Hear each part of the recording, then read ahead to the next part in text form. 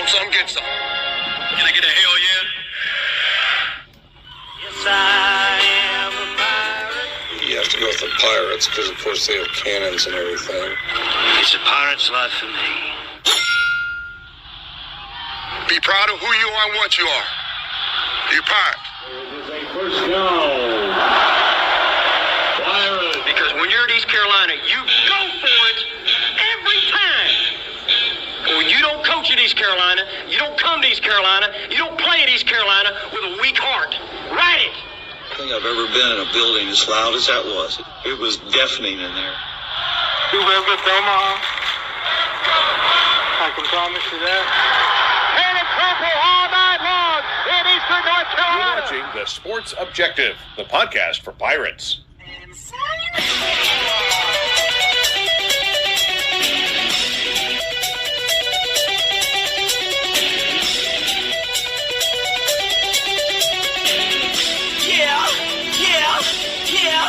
Yeah. My heart is purple and gold. I'm a pirate down of my soul. And I don't back down, not at all. Find out when the cannons explode. All right, welcome into TSO Sunday Night.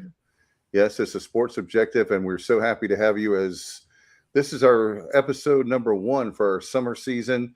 And ladies and gentlemen, we're going to get right to it. Kyle from LaGrange Barber. Dude, how are you? What's going on, Dave? Yeah, it's summer, as you said. No sports going on in Pirate Land. You got the Super Regionals going on, unfortunately, without the Pirates. And got a little Pirate news to talk about in terms of the portal, coaching hires, et cetera, that we'll get to as the show goes. All right, Mr. Johnny Stats Robertson. What's up, brother? Robertson. What's going on? Robertson, you got it right.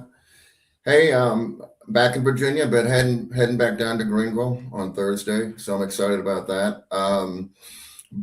Yeah, I'm following this player movement, and we'll talk about it. But I feel like some things are going our way, so I'm kind of enthused about that. Yeah, we're just a few weeks away, and Alan, Vic, and I are having our 30-year friend anniversary or whatever that hell that is. And I was just going to say, Johnny, are you guys going to play Crossing Swords? We'll leave it to your imagination, Kyle. Whatever you want to imagine. Alan, I was just thinking that you and I have been around radio for a long, long time. We have over 60 years, maybe 70 years of broadcasting experience. We need to, back in the 80s, they had that competition or that game, Where's Waldo? We need to have a radio or actually a podcast promotion called Where's Johnny? Yeah, I like to keep y'all guessing. Well, normally you can tell because of my internet connection, but I fixed that, so I'm good in Virginia now. So we shouldn't have that. That was miserable for a while though. So apologize for all those terrible podcasts, but yeah, I fixed that. Right, and Alan, I wanted to let you know that Johnny's phone and I went to therapy, and everything is much better. Every time I would call Johnny, it would be like where I couldn't hear him. It would like drop out. And he's like, what the heck, Dave? What the heck? I'm just talking to people. And every time you call me, something's wrong with my phone. And so yesterday was the first time in the handful of years I've known Johnny Robertson talking to him on the phone that there was no issues with his phone. Yeah. Johnny is now in crystal clear, glorious mono. I'll take it, Alan. I'll take it. Yeah. So how are you, AB? I heard you guys had a great race down there at Carteret. Big crowd last night. Really nice crowd. Beautiful weather. Nice breeze. Just a good night overall. Saw a lot of friends and racing fans, and it was the Big Rock Blue Marlin tournament is getting underway big time tomorrow. So there's a lot of Big Rock people down there looking something to do last night. So they came to the racetrack and we had a good time. I have a story I will tell you guys off the air in relation to the Big Rock Blue Marlin tournament. I cannot tell it on the air. Remind me. Okay. All right. Well, we won't ask that question. Kyle, I do want to start with you on your overall thoughts of so far, and we'll get the roundtable, not a roundtable, but discussion on the comings and goings for Pirates. We have people that are staying and we have people going. So overall, how do you feel after 1 week? Honestly, I haven't kept up with who's coming in. I don't know who we're going after in the portal. Just know who's left. Some of them weren't really no surprise. I hate to see Irby go. you had some guys like God, shortstop. Help me out, guys. Matt Lashley. Lashley didn't surprise me at all. So there's some other ones. It's the nature of the beast. I think some guys were asked to go, some guys left on, that we didn't want to see leave left. But it's just going to be how we do in the portal. And then, the bigger loss, Alston Knight losing them to Tennessee. I guess if you can't beat them, hire them. So Tennessee hires our pitching coach, and it looks like it's going to be Jake Agnos promoted. That seems to be the worst kept secret in ECU history.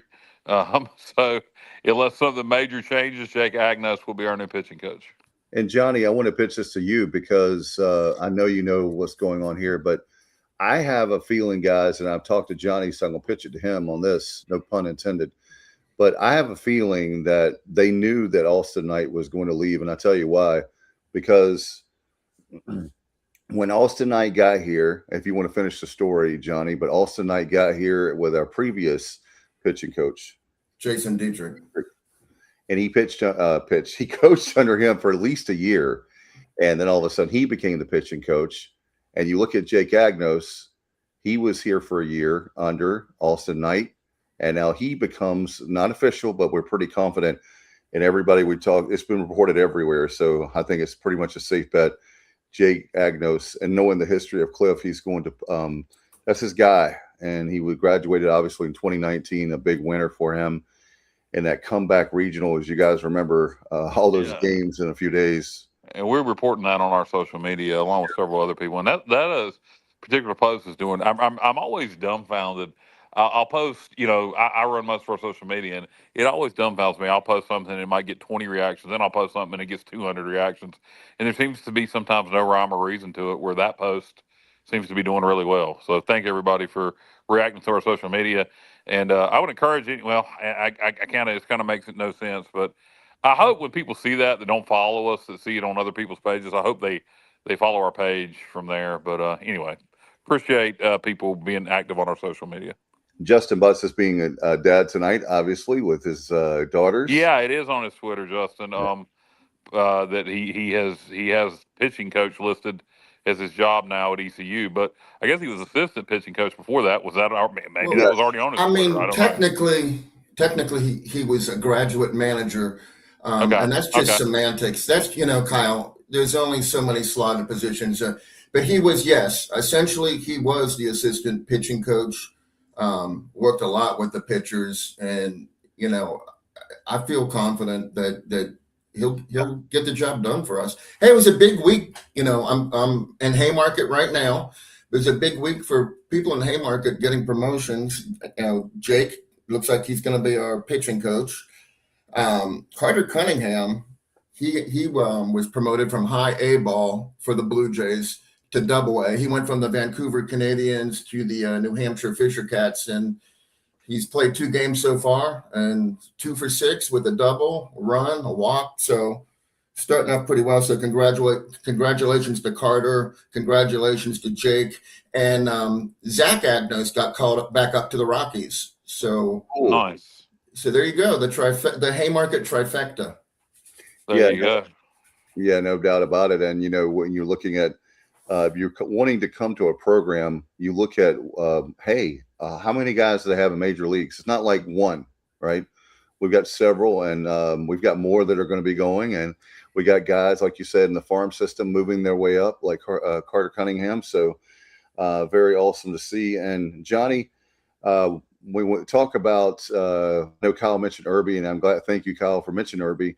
I was told, I don't know if you guys heard this, but I was told Irby was to take less money this year, and because he wouldn't take less money this year, he is in the portal. So basically that's the reason why he's not back. And I was already told by one of our friends, I don't know if he minds me saying, but I won't say his name, but y'all all know him, that Irby had already known that was probably going to happen because he didn't have the year that we all thought he would have.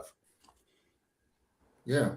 I feel like when Cliff repeatedly addressed revenue sharing in college sports, he kept saying, I'm not against it, but these people are getting paid a lot of money, and you got to produce. I feel like he was speaking about Irby without speaking about Irby directly. And I think, everyone kind of figured that out. And now they're talking about maybe he had a hand injury, which to me is just crazy that we're going to find out about that after the season. The hammock bone in his hand, that's kind of the same thing that Jack Herring had. And there's no way that Jack Herring could so I don't even know. I think maybe. I'll tell you, like a good friend of ours said, and I won't say his name either. He can say it himself on his own show. But he said, is Irby saying that now to improve his portal stock? How bad was that hand injury? Because Cliff would have obviously known it, taken it into account. So I don't know about that. I don't know if I believe that. I have heard nothing about that during the regular season. Obviously, had he had a hand injury like that, I would have hoped to God Cliff would take that into account on his performance this year, not living up to the expectations of what he was being paid. If that's the case and it was known, then I don't understand how we didn't take that into account. I don't know. To me, it's one of them things. Did he have a hand injury? Probably is my guess, but my guess is probably not that bad. Because he still had plenty of power.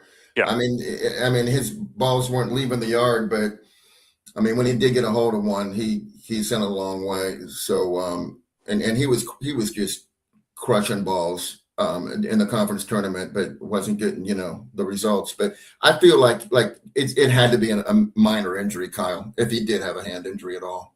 Yeah, I agree. 100%. I think what is probably the case is it's probably not a lie.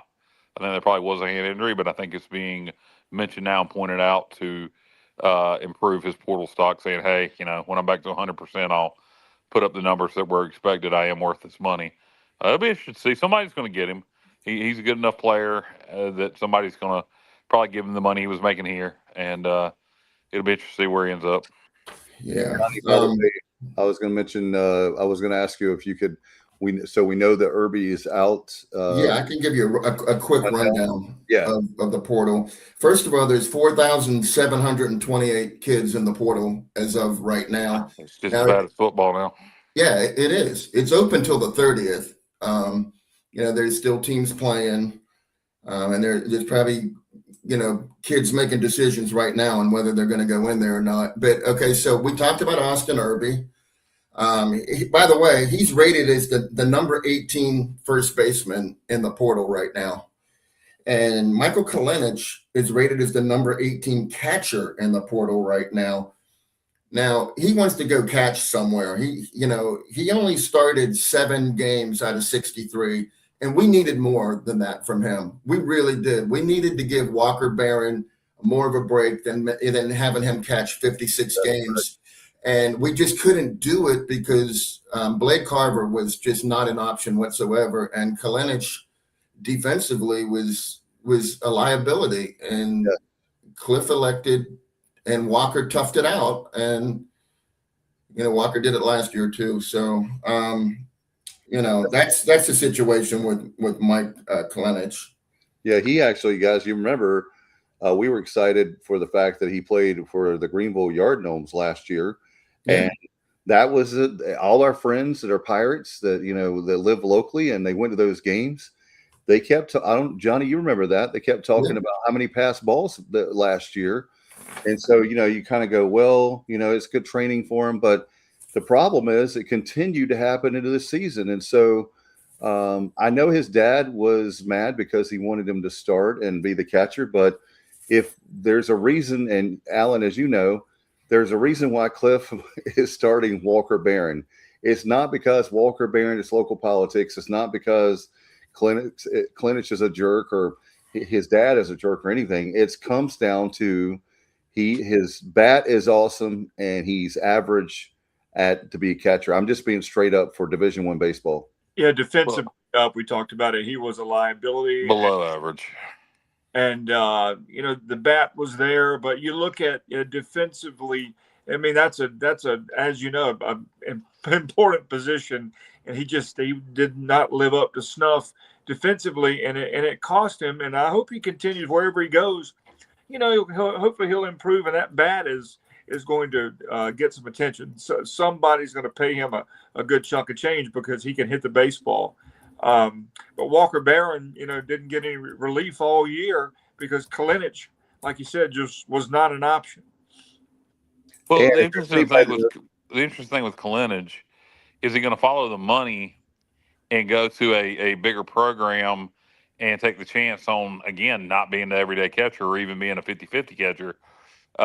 Because if he goes to a ACC program, and he may get those opportunities because of his bat, but unless he improves dramatically behind the plate, he's not going to be an everyday catcher anywhere except maybe the SoCon or the Big South or somewhere like that. So he's got a decision to make. He's going to end up, what he's going to probably do is follow the money, and because of his bat, and he's going to go somewhere else and be the same situation he was here, being used as a pitch hitter, being used in DH roles, and being used every once in a while behind the plate. That's correct. And I was going to say, guys, if there's anybody that knows the catcher position, it's Cliff Godwin, because he was the catcher. So, you're not going to fool a guy that's his natural position. He's the head coach. He's got, assistant coach experience and head coaching experience. And so as much as we love Kalinic, we love ECU more. And we have to trust that the coaching staff, which they are doing a great job. Walker Barron did a phenomenal job. And if Kalinic was like at that level, then it would be more like Kyle said, a 50-50 kind of thing, or at least maybe 75% Barron. If he was as good defensively as Walker was with his bat, he would have been somebody we definitely wanted to hang on to, and would probably be making if he was entering the portal, it would be to get a big paycheck. Yeah, and if he had stayed here, I think he could have developed. He could have continued to improve and whatever, but he chose to go a different route. So maybe though, Alan, it could be. Here's the thing. I mean, I don't want to bring up the Tar Heels, but UNC and VCU, for that matter, in that same tournament, they have catcher A and catcher B, and one of them DHs and one of them catches, and they switch back and forth. With VCU, they don't ever have a catcher catch more than 2 games in a row, and he'll DH. They both play, every game, but it's like, and it's important to give your catcher a rest. Not to mention that he's not a big guy. I mean, Walker Barron is, for a catcher, he's one of the smaller catchers you're going to find around. Could actually be better, JR, on his knees and legs, being a smaller guy. That actually could give him more durability. I know you immediately think opposites, bigger guy, could take more wear and tear. I'm talking about as far as how many, like at the plate, blocking the plate. Making you really don't block the plate anymore. You're not supposed to. You're not allowed to. But how many times, I'm going to look this stat up. How many times did plays at the plate go against us? Either when we're on offense or defense, it didn't matter. It seemed like every play at the plate that went to review went against us. So there were quite a few.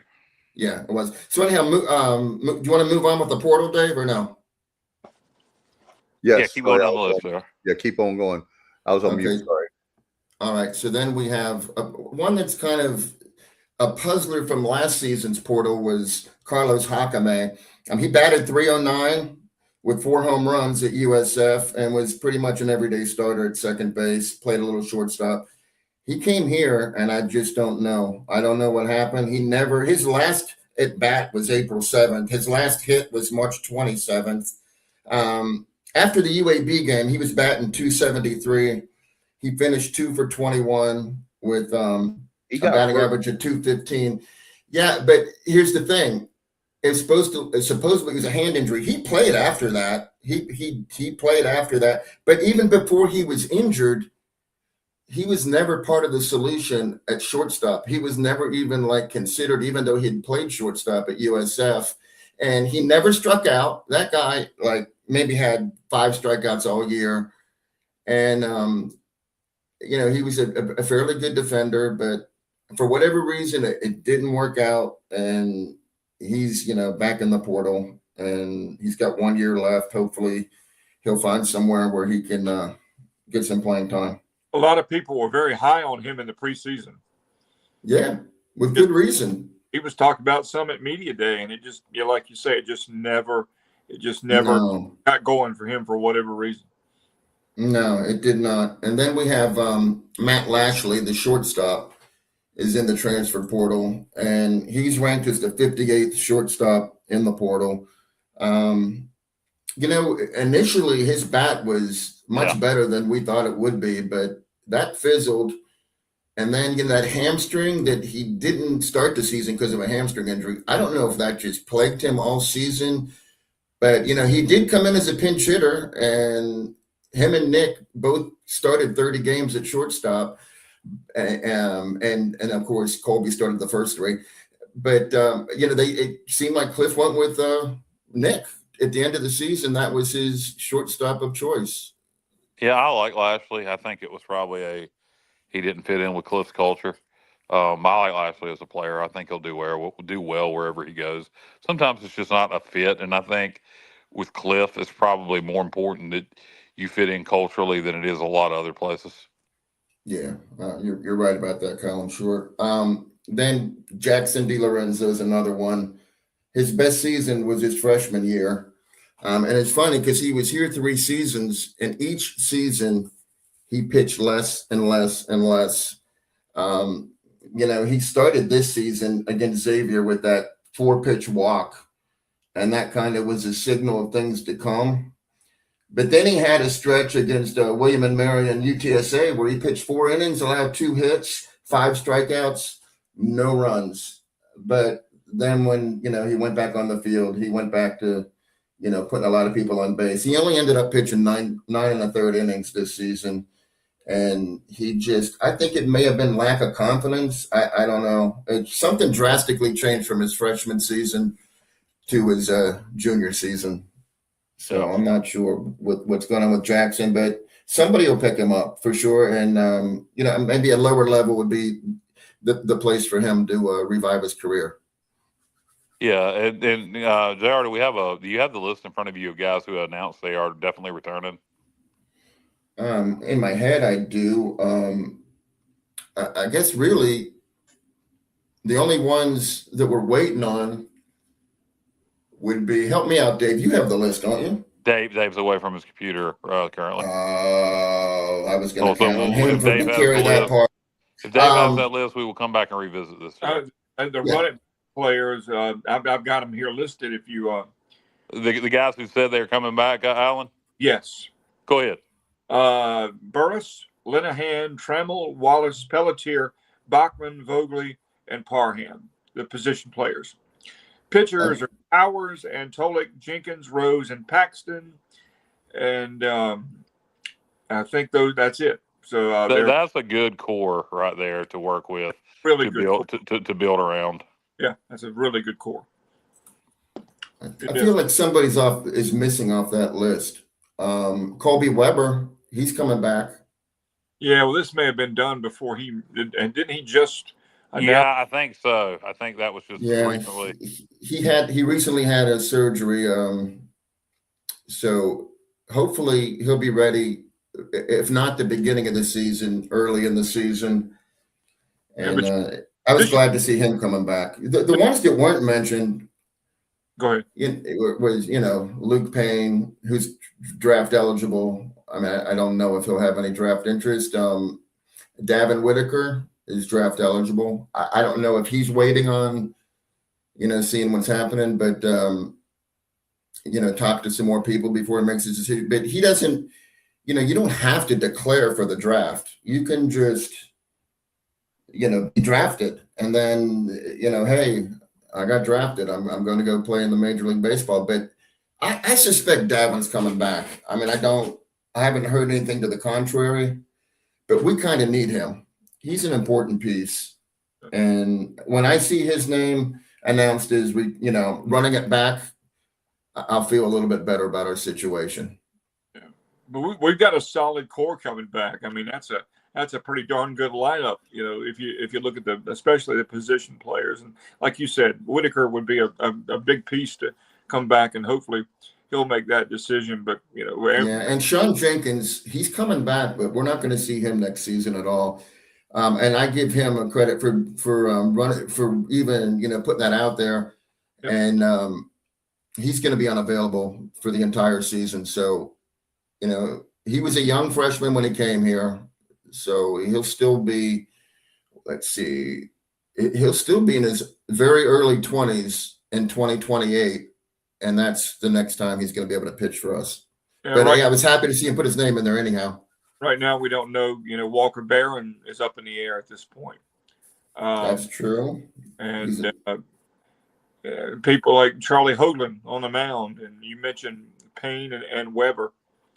So we got some positions that we need to fill some holes for sure as well. Yeah. What names are we hearing? What names are we hearing in the portal that may be heading our way? Here's the thing, Kyle. There's very little, if any, portal activity, and all the early signings are SEC, ACC schools. Okay. For instance, I'm looking right now at the top 50 players: LSU, Mississippi State, Florida, Texas, Georgia Tech, Tennessee, and Miami. Those are the only teams that have signed somebody. Now, here's the thing: North Carolina, they've already signed 4 kids. 2 shortstops, a catcher, and a pitcher. And North Carolina is extremely good in the portal. I mean, if you look at the team that they had that we played against this season, out of their starters, 7 of them came out of the portal. So, I mean, Eric Paulson, Macon Winslow, Owen Hall. I mean, they're all North Dakota. Let me just tell you where they came from: George Mason, North Dakota State, Duke, Stony Brook, Iowa Central, Georgia State, Florida Darlington. So they're good at finding, kids at a lower level and getting them to be, ACC starters, and not just ACC starters, but they're going to be in the College World Series. Yeah. You look at Macon Winslow. He's from Perquimans High School, north of me in Hertford. He's a Duke guy. Chris Pollard leaves. He goes to Carolina. That's just the strangest thing to have a Duke kid to go to North Carolina, or vice versa, if you ever have that, North Carolina to Duke. But that tells you how strange things are in the world we're living in when it comes to college sports now. Yeah, and like Josh said, we have some become high school recruits coming in, but I would imagine it'll be a lot like college football. You'll see, like, we'll be that next rung, and we'll start seeing some signees, some guys commit to us out of the portal probably the next week. Yeah, we need a shortstop is what we need. We need a shortstop and a catcher that can DH. And I do have a couple targets, but I won't even – I'll throw one of them out there. The catcher, so Wichita State had a catcher that started out at Texas A&M, went to South Carolina, then went to Wichita State. So last season – he had 11 home runs in his first 50 at bats. That's completely insane, and that's on pace to break records. But he had a shoulder injury and had to have season-ending surgery. Now he's in the portal. See, we don't need an everyday catcher. We just need a catcher that can be serviceable behind the plate, and we know that he can do that. And we know he's got a big bat. So, I mean, I don't know if maybe they're looking at him. I hope so. His name is Max Coffer. And by the way, we may need one if we don't know the status of Walker Barron, and not trying to cause, any rumors or anything. But I'm when it comes to baseball, I'm like Kyle now. I'm like, we need to make sure, let's take care of East Carolina, because we can't wait around, right, Kyle? Yeah. I mean, I don't know exactly what you mean by that. What do you mean by that? I'm talking about with football. You know how many times we talked about, in other words, what I'm saying is the coaching staff, we're great. We're in great shape. And we're like, no, you need a couple more quarterbacks. Well, what's the situation with Walker? Is he injured? Walker Barron? No. We don't know what he's going to do yet. Yes. Correct. What do you say?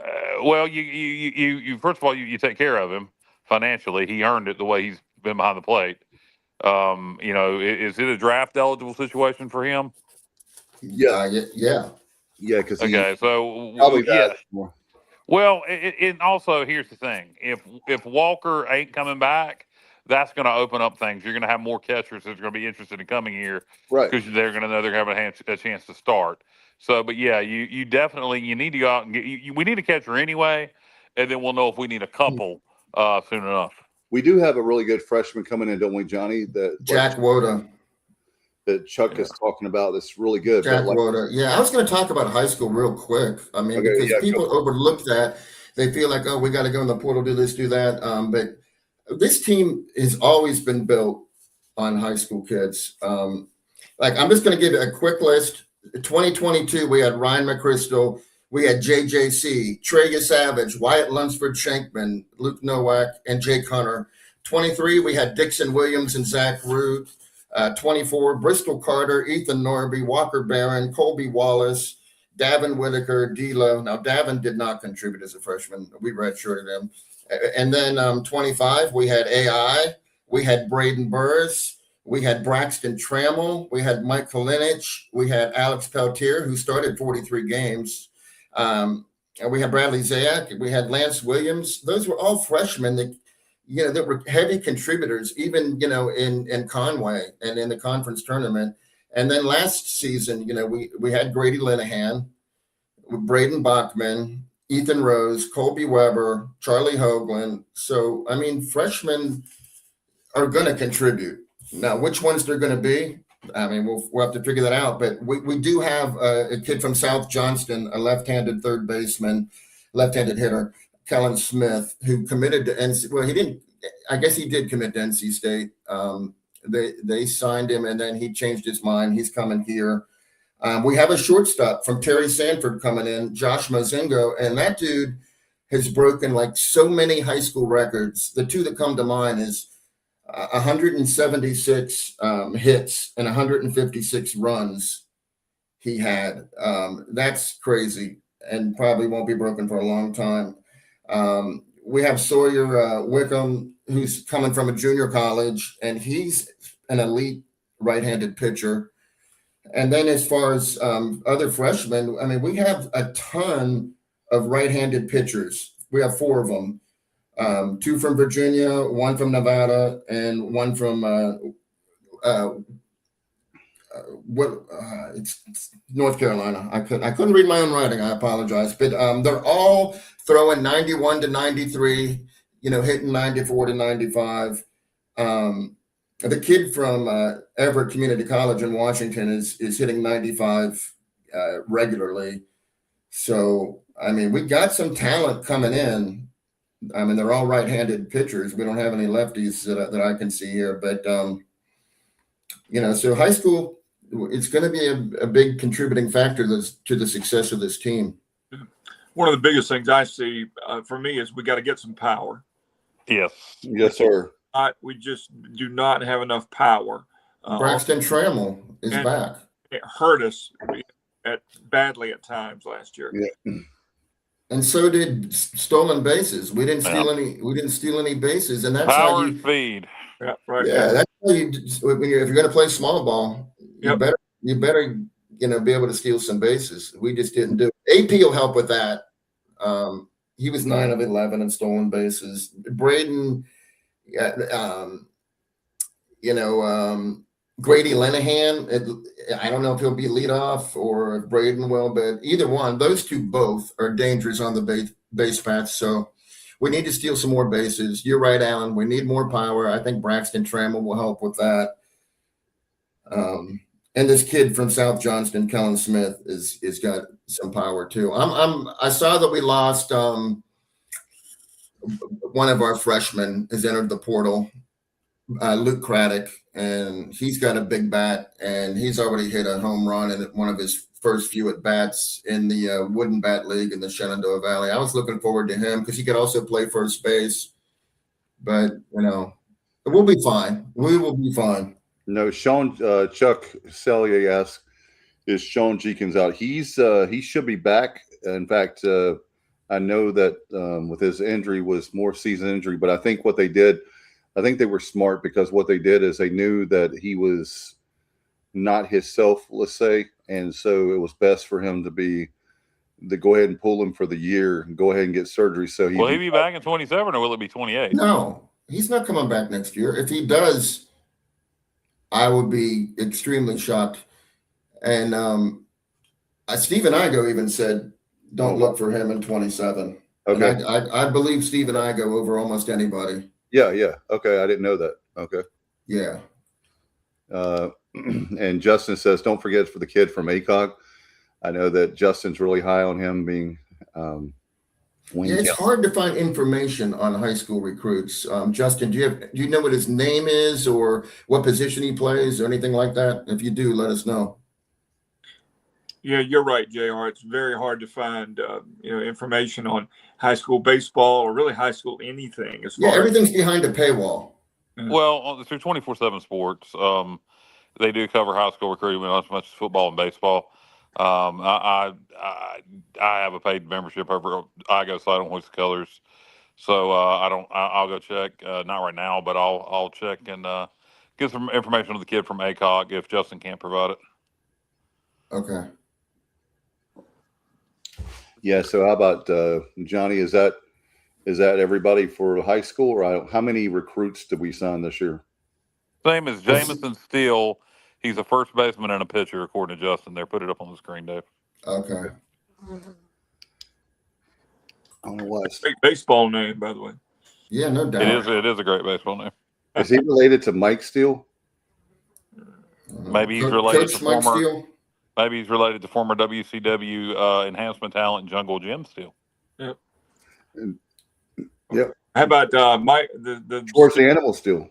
What the Steele lady from the Bengals? What's her name? Michael Steele? Steele from the Bengals? Oh yeah. I don't know. Hey, but the incoming freshman pitchers that we have, they're pretty big fellas. Jason Krusek, 6'5". Then you got Jack Goddard, who is 6'4". Carter Purdue, 6'4", and Jason Sproul. I'm not sure. I think he's a little bit on the smaller side, but we got some big guys coming in here. So, who's our first baseman going to be, Johnny? Do you know? I think it's probably somebody already on the team. My guess. I wouldn't be surprised if it was Braxton Trammell or Davin played a little bit of first base. Oh yeah. I mean, you need someone that can stretch and get some length out there, and we have a lot of outfielders, so we're going to have the ability, to cover the outfield without using Braxton Trammell. I don't think it would be Davin, but it could be. I don't know. That's the one thing Irby was really good at, was stretching. It was John White would fight you on that one, Alan. That's what made him upset about Austin Irby is he just said something about Sergeant Slaughter. Yeah, I don't know what Matt's talking about there. Matt, what the hell are you talking about? We were talking about WWE, about you said and I said Jungle Jim Steele. He said no, it was Sergeant Slaughter. And I said George the Animal Steele. I don't know. What does Sergeant Slaughter have to do with any of that? He was just doing a WWE. Yeah, I don't, Matt. You try harder, Matt. Come on, you got to make your jokes make sense. Chuck said, we talked about it earlier, the Irby situation. I heard Chuck, by the way, is that he was told take less money, a reduction in salary, if you will. And so what happened is he didn't want to take a reduction. That was the only way he was going to be able to stay. So he's in the portal. Well, yeah, not many kids do elect to take less money, even though it could be the smarter move, in all honesty. Less production, less money. It doesn't matter who you are. I mean, he was getting paid a good chunk of change. And unless the hand injury is more legitimate, if it's, I just have trouble believing the hand injury was that bad and it wasn't acknowledged or taken into account. I agree. Didn't hear a thing about it all year. No. I thought a good negotiating strategy with Austin Irby would have been if he didn't want to take less money to say, hey, okay, so we're going to pay you next year. Hopefully you have a great season, but we're going to pay you next season for what you did last season. And then all that money you got last season, you'll be well compensated for the results you're going to give us next season. And it would have worked out fine, but kids don't think that way. They don't think that way. This is now just like any other job. If you don't produce, you don't get. It's like a sales job now. You remember Kyle? Do you remember when you said Hey, you want to be treated like employees. Don't be upset when you get treated like employees. Right. I will miss Austin Irby at first base though, because he was a heck of a defender. He was just a really, really, in foul balls, he would chase him down. Yeah. I mean, him at first and Colby at third. You better get that ball out of the park, or both of them are gonna track it down and catch it. So I'm gonna miss that. Baseman, you talk about flexibility and being able to stretch and grab a ball. I mean, that was his strong suit this year for sure. Irby's a good player. I don't know what he was getting paid, but apparently not worth what he was getting paid if the rumors are true. Hey, speaking of rumors, guys, do we want to talk about a rumor? There's rumors out there that our hitting coach may decide to mutually part ways. Came over here from Ole Miss last year. I'm horrible with names. What's his name? Gautreaux. Jake Gautreaux. Yeah, Gautreaux. So as of right now, he's still our hitting coach, but there's rumors out there may be a mutual parting of the ways. We'll see. Time will tell if that's true or not. Yeah. But the more time that goes by, it makes you wonder why he just doesn't do it now. Yeah. And it could be a situation where if there is, the right situation hasn't came along for him yet. I don't know. But, you're right, JR. The longer it doesn't happen, the more it seems like maybe it's a bad rumor. Yeah, I would say if it doesn't happen in the next week or so, it was just a rumor, because I mean it's been rumor now since we lost last Sunday. That was one of the first things. Was that he may be leaving, but hadn't seen anything. No. So speaking of, we got Bryant Packard. He's ready. He's ready to help with the hitting if we lose Jake. Yeah. But it is a difference of philosophy between him and Coach Godwin. Thank you, Kyle. Coach Godwin. Yeah, so I don't know. Yeah, no, it sounds like Gautreaux likes to be more free swinging at the plate, give the guys more a chance to chase fastballs, try to hit more home runs. But at the same time, that works better maybe at the SEC when you got talent across the board. Cliff likes to be more strategic with his hitting, situational hitting, etc. So, we'll see. We'll see if there's a change or if there's not. Plus, I think there's a contract issue, if I'm not mistaken, because I feel like he didn't command a lot of money for salary this season because he was getting paid, from Mississippi. Oh, yeah, yeah. So that ends. So he's gonna. I would assume he would want more money. I don't know. He did take a reduction in pay. That is, Johnny. I do know that he took a reduction in pay to come here. So what he was making there, but I don't know, like the time period of the contract there and when that ends and all that stuff. But I do know that he did take a reduction or cut. Yep. Yeah. Regular diagnosis pitching coach can say the recruits. And Jake is one of. Dave, you cut out. I think you froze. Yeah, but Agnos is pitching coach. He's a Pirate. He's a Cliff Godwin guy. I think that should work out. Hopefully, we've done a good job kind of promoting pitching coach to pitching coach. Guys have left for different jobs. You had what's his name leave the head coaching job at Cal State Fullerton. Then you had but then you had the next guy leave to take the pitching coach job at Kentucky. Now Alston Knight goes to Tennessee.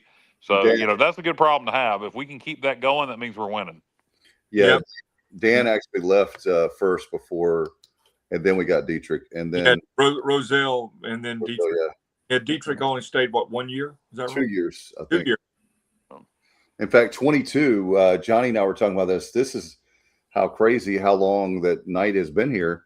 Knight started with us in 22 as the pitching coach.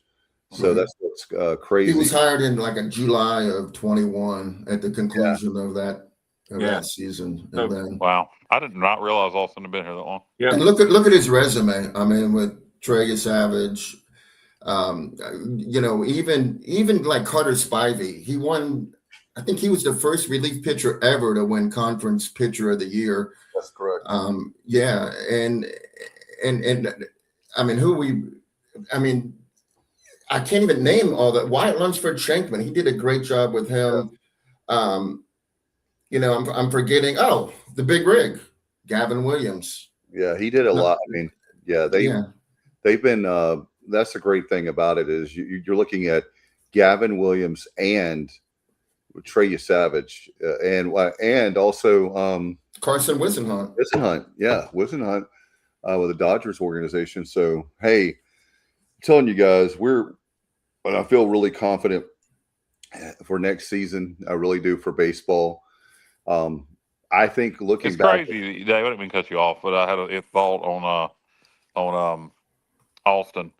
When it was announced he was leaving for Tennessee, I saw some people say stuff like good riddance and stuff like that. It just amazes me when you just sit here and you realize he's been here since 22 and the success we've had during that time period and the pitchers that are pitching in the major leagues that he's produced and then people say things like good riddance. It boggles my mind. Yeah, me too. I read some of that. The guy's got one of the best coaching resumes in the country. He's, like you say, he's been nothing but loyal. He's a great dude, by the way. Just a humble guy, got a great family. And, we've all been in situations where we had a job and somebody, came along and offered us a little more money. Sometimes it works out and sometimes it doesn't. Hey, Alan, if you're in radio, they'll say, hey, we're going to give you Alan Vick. We're going to give you a brand new set of tires, oil changes for life, and we're going to throw a couple T-shirts, coupons, anything. Man. Well, most of the time, guys have I think most guys, not all, but I think most guys have the goal of being a head coach. And Alston knows, he's going to become a head coach a lot faster going to Tennessee. Even it's more money, but also I'm sure if he has that goal, it's going to be easier to achieve from Tennessee than it is from East Carolina, although it has happened here, So, but that's I think probably it's another reason besides just the money. Guys move on, and you can only be somewhere so long, do the same thing so long. He's been here since 22. It's been a while. Yeah. So I have nothing. Most of the time when a guy leaves ECU, I'm like, screw him. Who cares? I don't care what you do. But with Alston's situation, you're leaving for Tennessee. He's been very loyal. I wish him nothing but the best. Yep. Chuck is asking about our good friend Stephen Igo from Hoist the Colors. He says there's a VIP article on 24/7 Sports on Jeff Palumbo. There's a rumor he's going to to Coastal. Yeah. First of all, unless something has changed, they have a coach. Coastal's coach has not left to take the South Carolina job. No. And I'm going to go out on a limb here, and I could be wrong on this. And some people may get mad at me for saying this, but I'm just going to look at it from Coastal Carolina's point of view. You talk about a program that went to the College World Series 2 years ago, or 1 year ago. You talk about a program that's been to the College World Series twice. They have their own coaching tree, their own legacy. If they don't hire somebody from that tree, I would think they're going to hire somebody, a Power 4 assistant, or somebody who is a head coach at a lower level school. I don't see them going after Palumbo. It doesn't make a lot of sense to me. It's always possible, but I agree with you, Kyle. And knowing the loyalty that if it was Wilmington, I would say yes, but not Coastal. He actually Palumbo, his family loves Greenville, and I know we talk about money and other jobs, but he didn't take the George Mason job a few years ago when that job was open, his alma mater, and I really thought that was a shot we might lose him. And he said that and Alan, we've been in media days for years, and whenever he's asked about that question, he's very loyal to Cliff Godwin. They love Greenville. And here's the thing, why I love Palumbo is he's smart enough to know that he's got it made here in Greenville because he's a recruiting coordinator. He's bringing in new guys, and we're going to Omaha. And how would you like to be on the coaching staff and finally knock down that door? And I think there's a lot of guys that feel like that they want to get that done, including Cliff. If Palumbo's offered the Coastal job, he would take it, but I don't think that's going to happen. It doesn't make any sense to me. I think, I think in his mind and Cliff's mind, I think Cliff, thinks one of these days we're going to go to Omaha, and maybe he'll get his opportunity to go to LSU or Mississippi State or somewhere like that. After we go to Omaha, then Palumbo will become the head coach here. Yeah. I don't know, but in terms of that rumor, I'll say this: if he were offered the Coastal job, I don't see how in the world he wouldn't take it. But I don't think that's going to happen. Yeah. Here's another. Bubba pointed this out. Chris Lemonis won a national championship at Mississippi State not too long ago, and he grew up in Myrtle Beach. Went to high school there. Loves it there. I believe his wife's from there as well. So why would he not be on their list? Where's he at now? He's not. He's not. Oh, he's currently not coaching. Yeah. They if they lose their coach, they'll get I think they'll probably again look for somebody from that tree. I cannot think of their head coach who has been battling cancer for years now, who retired. But Gilmore. They'll look for somebody from that Gilmore tree, like they have now, that played for Gilmore, or they'll hire maybe the Troy. Well, I don't know if they can hire from within the Sun Belt. Maybe, but you get what I'm saying. Maybe Arkansas Little Rock's head coach or a Power 4 assistant. Yeah, I mean, I think it's 50-50 that the Coastal coach takes that South Carolina. I think they're meeting tomorrow, as a matter of fact. So they've met. They're going to be meeting multiple times. So there's some interest there. I mean, other than the money, you've got it made at Coastal. I mean, the money I can get, I can understand. But for me, when he's already got it made at Coastal and you're already, like we talked about last year in the College World Series, and they have tradition there in baseball, you're in right at Myrtle Beach. I mean, it's easy. I think it will be easier to recruit. And you have to, and here's the other thing. My point with Palumbo that I'll make as well for Coastal is, wouldn't you rather be like the cliche, a big fish in a small pond? I mean, when you go to the SEC, you're a small pond. You're in a big small fish in a big pond. I can talk. Easy for you to say, Dave. Yeah. It's going to come down to money. The one thing I'll say, Coastal. First of all, Sun Belt's a great league. Coastal went to the College World Series last year. Troy was going to the College World Series this year. I wish we could play baseball in the Sun Belt and nothing else. But it's going to be more money in South Carolina. Now, Coastal does pay well.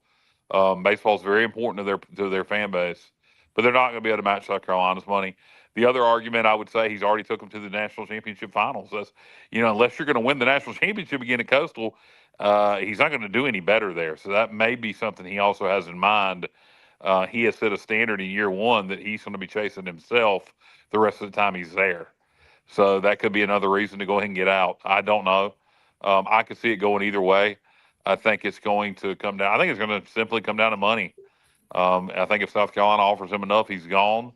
He played at Coastal. So it's going to be an interesting situation to watch. Will they hang on to him or will he end up in South Carolina? Yeah, is the situation there with him? Last year they were the darlings. They went to Omaha. This year things kind of tailed off. I wonder if the honeymoon is. They were still a 2 seed. They were still a 2 seed. I mean, Yeah, they don't want to lose him. No. But I will say, unless he's going to win the national championship there like Gilmore did, he's not going to do any better than he did in year one. So, yeah. Alan, you bring up an interesting point, though. I was having this conversation a little earlier today that I feel like Alston Knight going to Tennessee is a bit of a gamble because, Josh Elander's first year, replacing a guy that won a national championship, has won and hosted many super regionals, to be 2 and out in the regional, they're not used to that. And now, Alston Knight goes there. I guarantee you that Josh Elander will not be there in 3 years if Tennessee doesn't improve dramatically as far as conference play, hosting regional, super regional, that kind of stuff. I feel like he has a short window. Those fans, they just want to win. And I feel like with Austin going there, it's not to say that if they hired a new coach, they wouldn't retain Alston Knight, but there is a little bit of a risk there for him going there. I do kind of feel like what happened this year with Tennessee is a bit of an anomaly. I do think they're going to come back next year and beat Tennessee again. I really believe that. I do too. Yeah, I'm glad it happened. Yeah, me it too. happened. But I just, I think I think that was a 1-year deal, and I think they're going to be back strong next year. They're hitting the portal hard. Like them in North Carolina are signing the most people so far in the early stages. So, yeah, they know they have work to do. Yep. Yep. So we're going to have we covered everybody portal wise and high school recruit wise?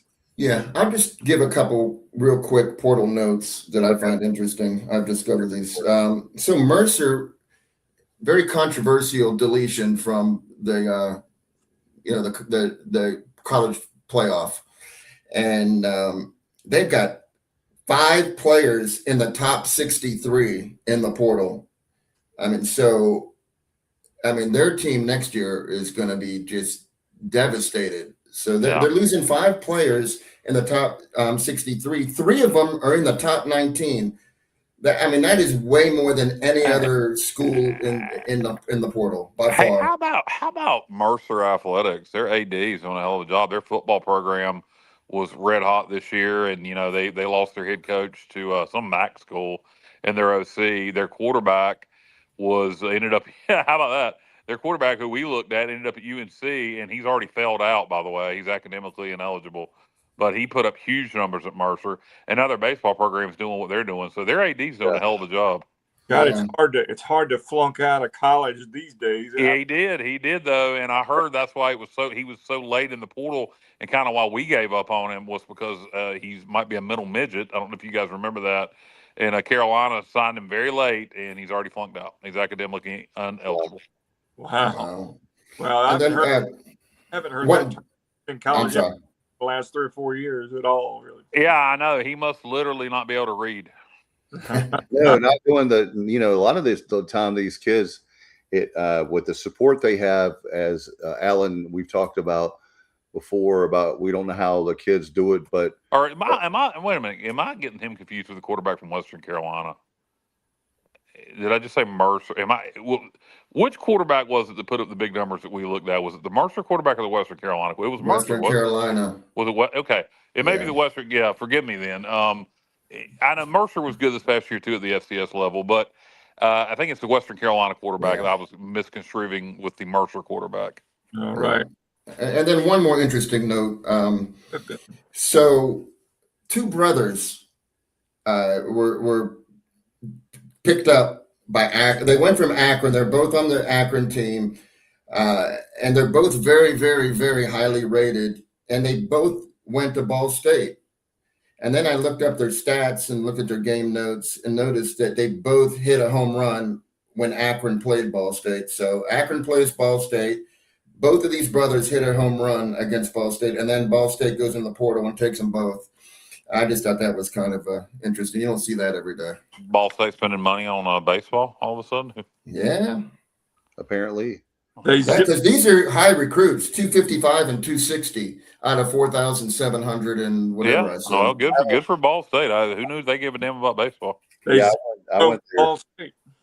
I went there to the campus when high school theater. They had their International Thespian Society, their festival there, and yeah, I knew there was going to be a joke about that. But Ball State is in Muncie, Indiana. Yeah. They have 2 famous people one went to Ball State and the other is from there. David Letterman. Yep. Correct. And you know the other one? John Cougar Mellencamp. No, he's from Bloomington, Indiana. Yeah, I know. That would be Jim Davis. If you love Garfield, he's from Muncie, Indiana. So there you go. Okay. All right. There we go. Now, here's your Muncie facts for the week. That's right. Next week, we're covering Gary. Gary, Indiana. I was the king of useless trivia. Well, there you go. If you want to win a bar bet, there you go. Jim Davis. No, we're not going to get off on music, and we're not going to get off on pop culture. About his Jock Ewing from Dallas. What's that? Jim Davis. That's right, Jim Davis. Kyle, and you can add Middle Tennessee to your list of people that are spending early because they signed the middle infield from Merrimack, their second baseman and the shortstop are both going to Middle Tennessee for Merrimack, and they're both ranked in the top 300. So they're high profile, recruits. So these teams are spending money.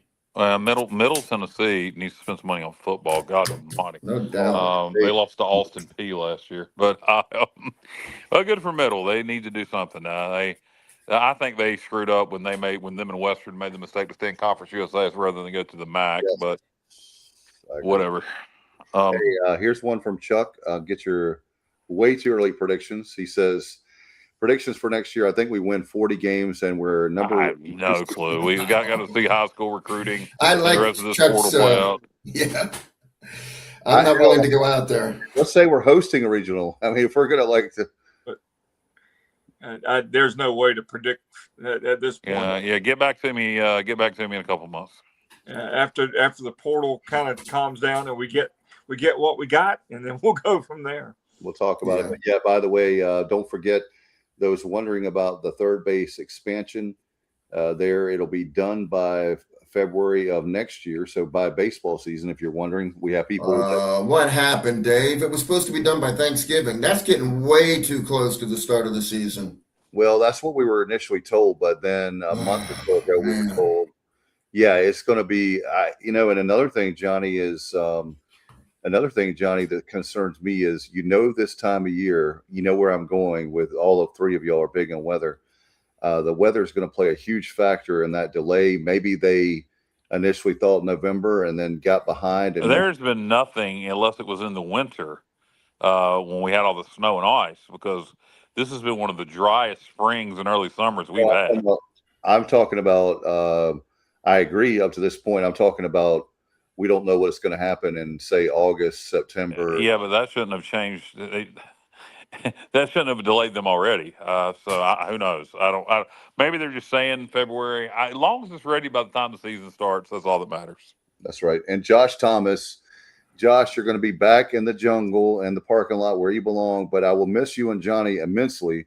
That was very cool to have you guys on the premium lot side. And I know that you felt like you were not at home and maybe lost compared to. But we grew to love it, Dave. What's that? We grew to love it. It was a long walk to get there, but yeah, it was nice for 1 year. Yeah, and it was nice to have you guys near me. So I'm selfish, but I will definitely miss you guys, and I'll have to make the trek in the jungle and walk over there to you guys like I normally, every once in a while I could get over there. But that'll be fun. And Kyle, we're going to have to get you at more games next year too, because I think we're going to have a good year. We'll see. Do we have anything more about baseball? We want to switch to, we're an hour in about. Yeah, let's jump over to football. There's not a lot to really discuss with football, but the line did come out for the Alabama game, 26.5 points in favor of Alabama. I don't think that line's going to go up or down. I think it's going to stay. It may move slightly one way or another. It might go to 27. It may come down to 26, 25. I don't think it's going to move much. It's one of those lines where, you could easily lose that game by 4 touchdowns, and then you could easily lose it by 3 touchdowns. So that line is one of those that I don't know that it's going to move very much. 27 is a key number in gambling, though. I mean, that is a key number. 26.5 is a lot of value if you think it's going to be under 4 touchdowns. If it gets to 27.5, that's a different deal. But yeah, we'll see, Kyle. The only thing that would cause it to move is injuries or suspension. No. It'll move based on how much activity one side gets over the other. That's how it moves. They don't know. They're not making it. I think what Alan was saying is injuries or something like that would make people bet more, but to make it move. But it's like you said, JR, 27, like you said, in gambling is a big line. So a lot of people may jump on that 26.5 early, which could bring it down a little. So I don't know. I hate this game. That's been well documented. No, you didn't. Well, I hate it in regards to getting the offense ready for the next couple games. But I just don't think we're going to have a chance to, get tempo, get rhythm, etc. But we'll see. I do think our defense will show up. I do think that in terms of this offense uses so much of the quick game and uses so much of the screen game out of the quick game. These guys will, from a blocking standpoint, it ain't going to get no harder blocking than blocking those defenders for Alabama. So from that aspect, you can use that. And hey, you blocked well here. We picked up 12 yards on this screen. We picked up 20 yards on this screen. You can use that kind of stuff going forward against App, et cetera. But I don't know. Anyway, we have to play it. 26.5. I know Dave says take the points. I don't know. I wouldn't touch that line. I could definitely see us covering it, but I could see us getting beat by 28 also.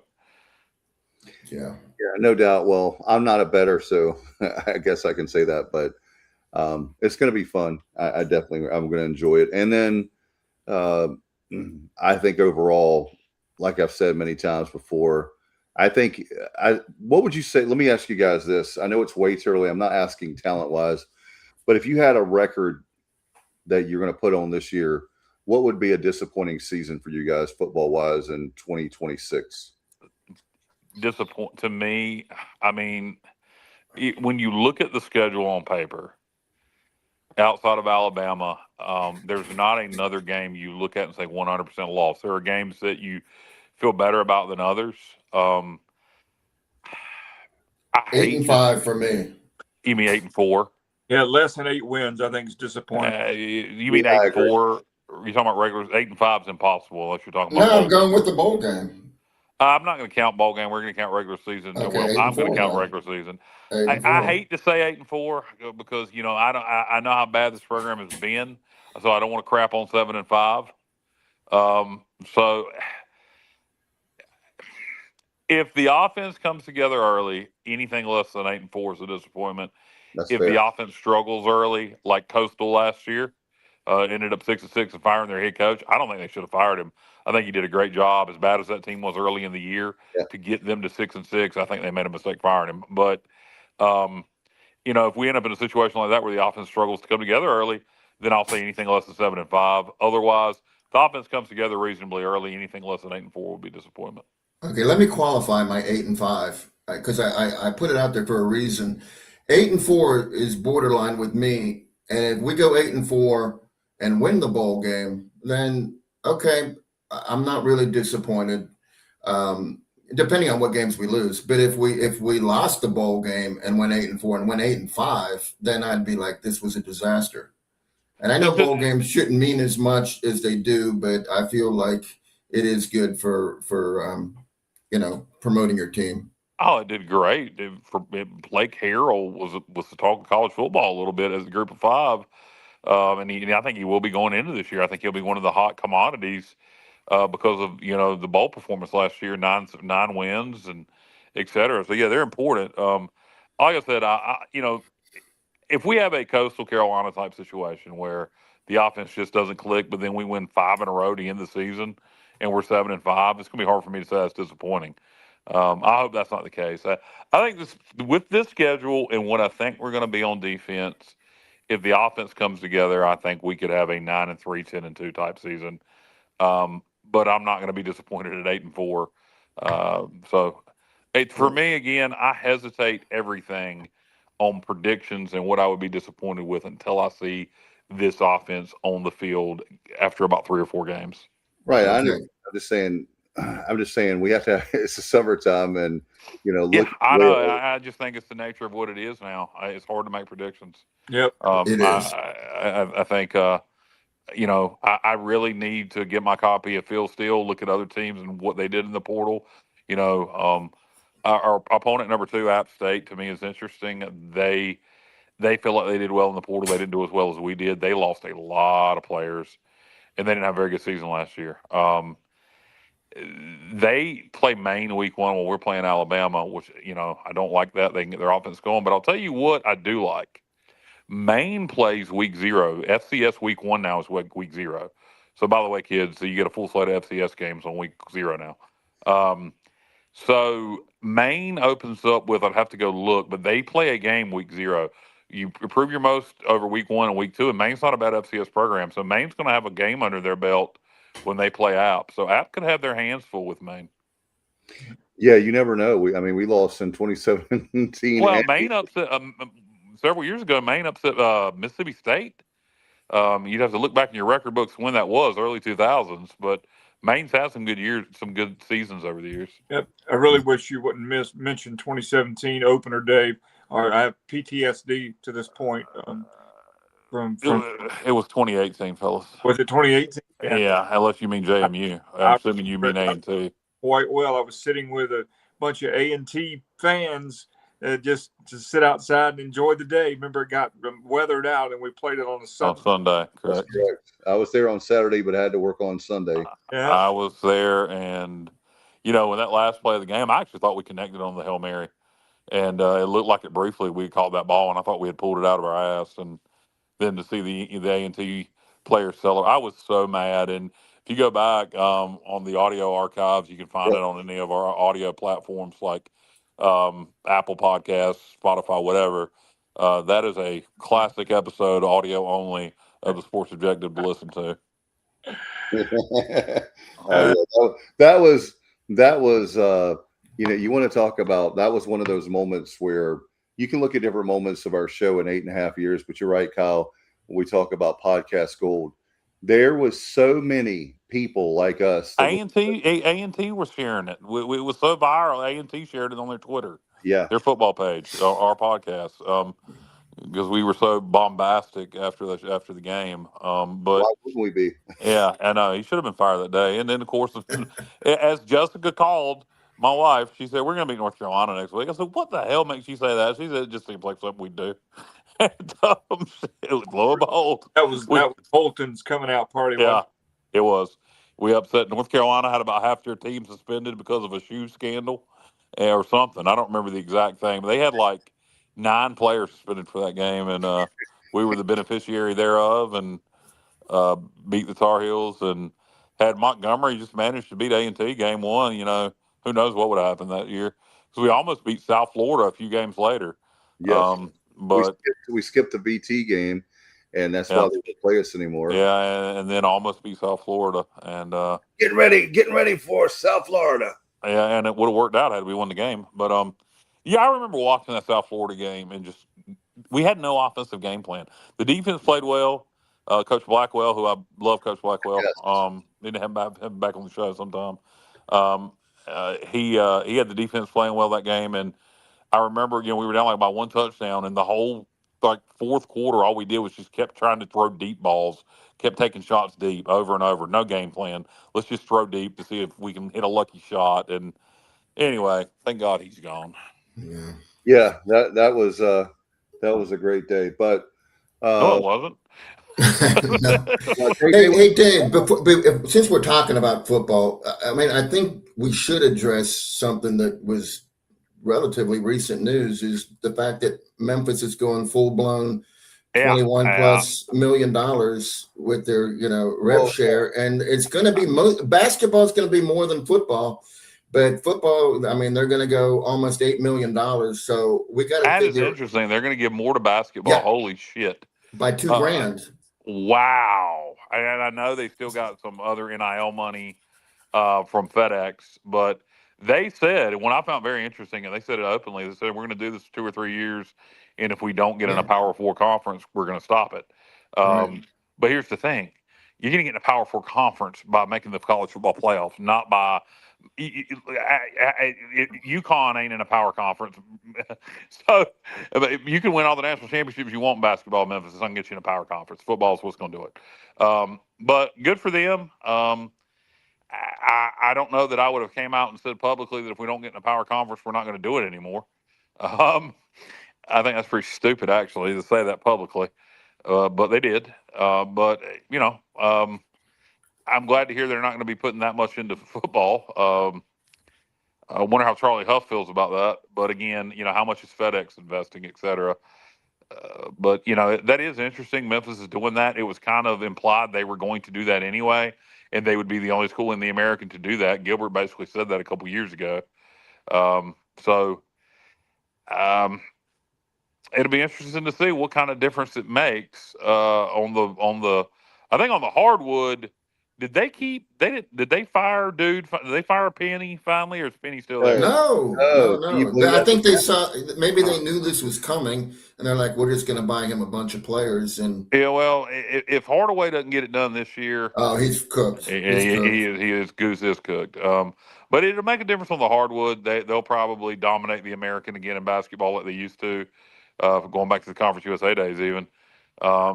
And football, we'll see. Charlie Huff is a really good recruiter, works the portal well. The thing about Huff traditionally, except his final year at Marshall where they won the Sun Belt, his teams seem to fall off as the year goes on. When do we play Memphis, guys? Is that in November or October? I hope it's in November. October, I believe, on a Thursday night. Well, maybe that'll be the beginning of them starting to go south. Because I guarantee at the beginning of the year they're going to be red hot. Yeah, we have 2 Thursday night games back to back off the top of my head, and Memphis is one. I'll get the football schedule up here in just a second. Yeah. While you're doing that, Kyle, what do you think about with the additional rev share funds available? I feel like one of the biggest advantages is being able to know that you can keep your own players. Like if you have players that are getting it done for you, you can keep them. Yes, and I still think that's going to, even with Memphis, that's going to be a problem because with SEC schools wanting them.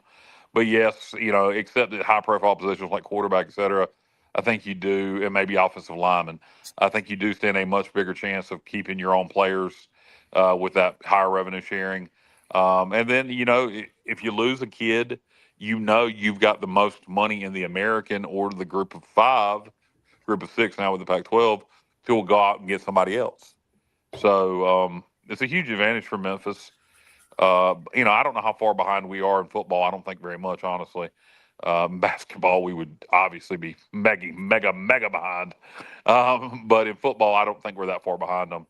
Yeah. But, by the way, we play UAB on the Thursday night before on the 15th, and then we play Memphis on the road. Both games are on the road, back-to-back Thursday nights. That'll be on October 22nd in the Liberty Bowl. Yeah, I don't like that. Back-to-back road Thursday night games. It is what it is. UAB, I don't. They promoted from within. I don't know that they've done well in the portal. I don't know that UAB in this current landscape of college football is ever going to do anything. So hopefully that'll be a win that we get. Memphis will. That'll probably be a big game. Memphis will probably be, again, like us, competing for that conference championship. At least, you hope we are, and Memphis probably will be too. So that'll probably be a very big Thursday night game. And then we got a big Friday night game later in the year Thursday. I like Thursday road games better than home Thursday games. I think Justin's talking about because transporting. Yeah. And then we got a Friday game with South Florida, which is going to be a very important conference game at home later in the season. I wish that was on Saturday, but it is what it is. How about ABC coming to Greenville December 5th? We're hosting the championship. It's yet to be determined. I'm the first one. I told you guys I'm bullish on Blake Harrell and this crowd, and I think with if it was, I think it's possible. Absolutely. But South Florida, Memphis, North Texas, Tulane. UTSA. Maybe we'll all have some say in it. And I expect somebody's going to step up like Army, and have a big year. So it'll it's not going to be. I definitely think it's a possibility that we could be in the championship game, whether it be in Greenville or on the road. But we're going to have some competition. Right now, my main focus is getting through Alabama and beating App State. I can't stress how important it is that we beat App State. We cannot lose to those guys 4 times in a row. Yeah. That is a must-win. 12 o'clock kickoff, ESPNU. I don't give a damn if we win it by 1 point in triple overtime. Just beat them. Right. 100%. And if the students want to rush the field with their shirts off, I'll be perfectly fine with that too.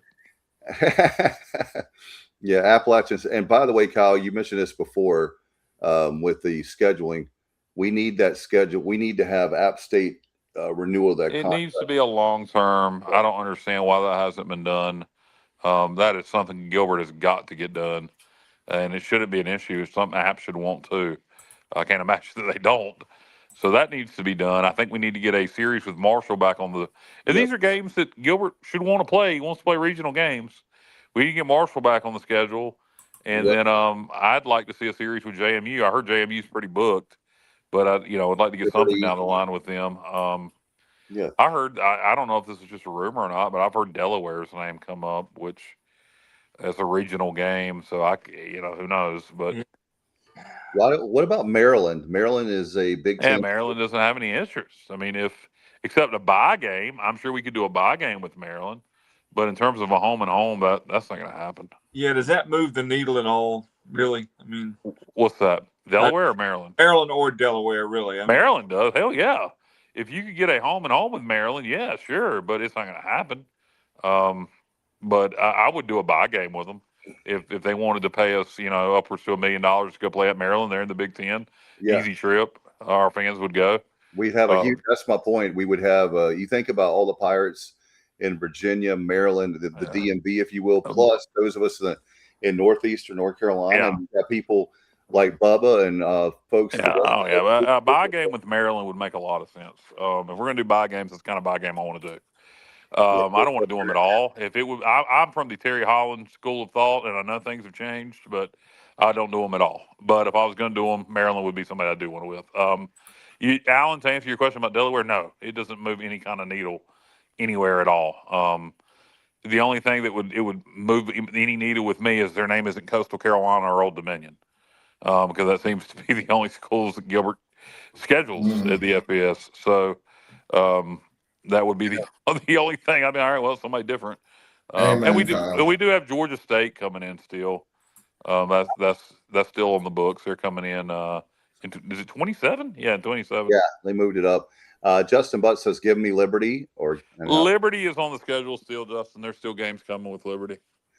We need to have. I do agree with you, Kyle, 100% with.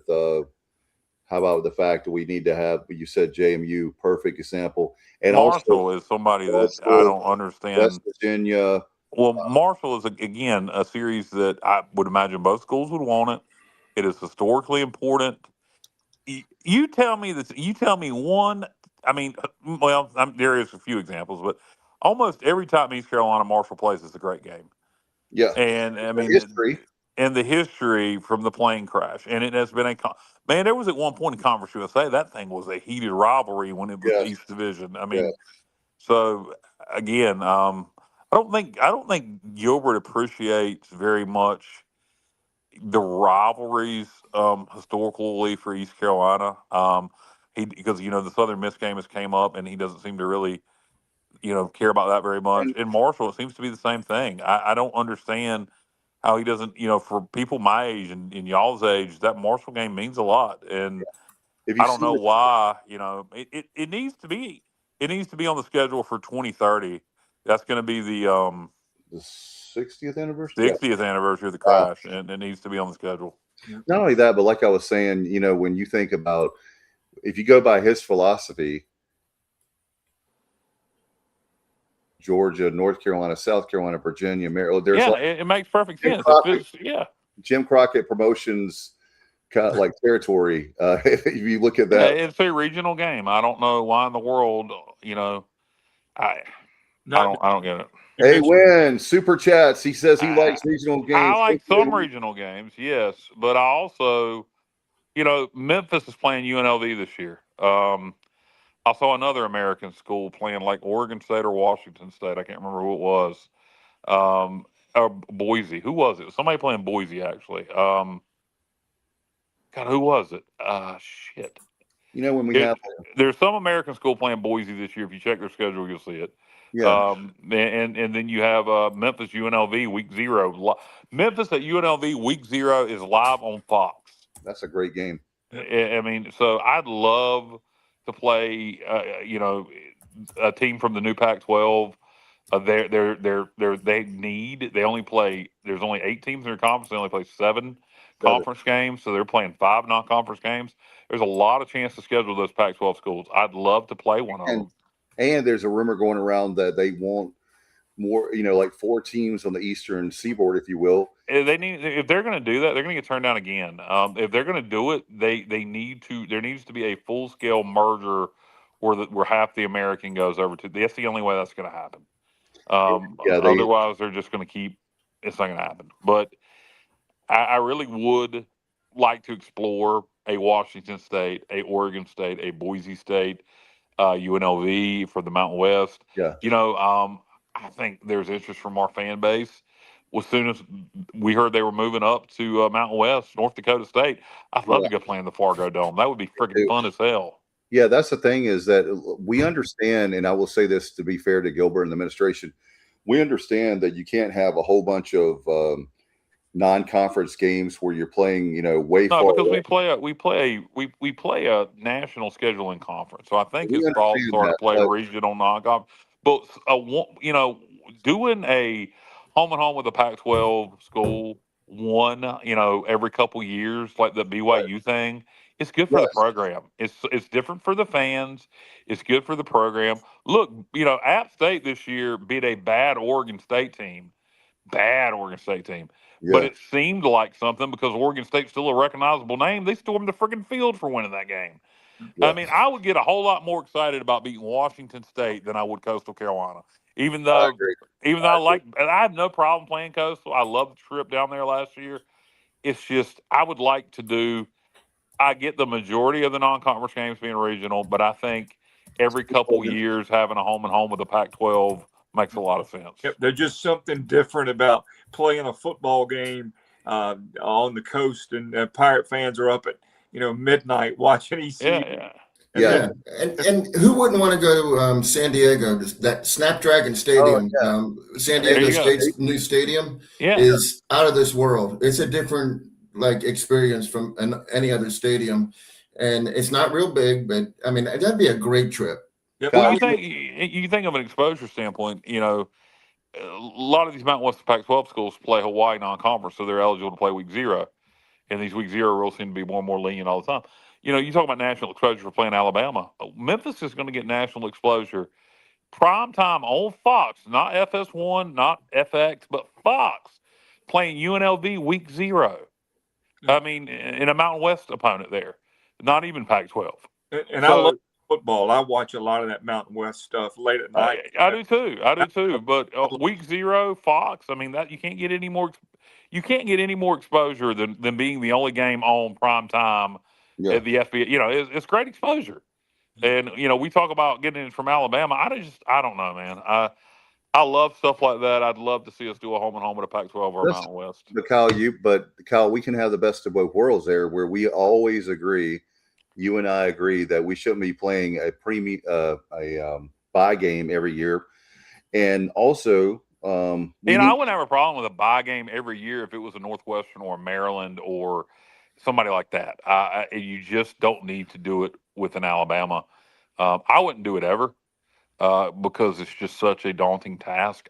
When I do want to play Alabama, I really do. I want to play them in the playoffs. That's when I want to see somebody like that on the schedule.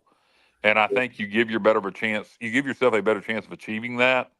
Now, losing to Alabama is not going to hurt us if we don't get injured and we can establish some things on offense. If we go 11-1 and our only loss is to Alabama and we win the conference championship game, we're in the playoffs. We're in the playoffs.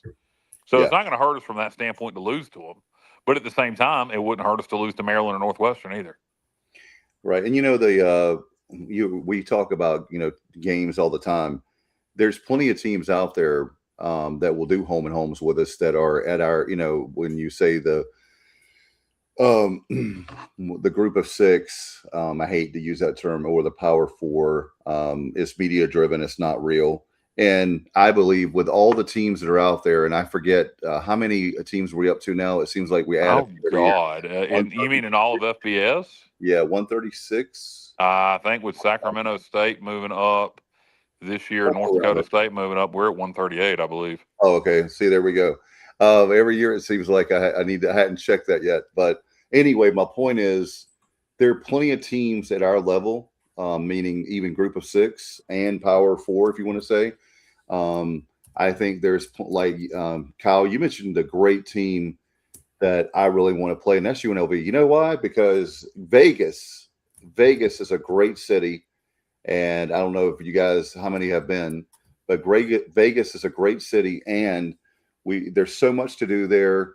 And the fact that UNLV is a game that I think we could win. There's so many events. And another thing that we need to be careful of, guys, is I understand the strategy financially, why we don't want to do a whole bunch of, away games because we have the conference schedule that we do. However, if you go play UNLV, being in Las Vegas, that big market, and it's become a sports town like no other in the last handful of years, then we've got to act like who we are, and we are a national brand.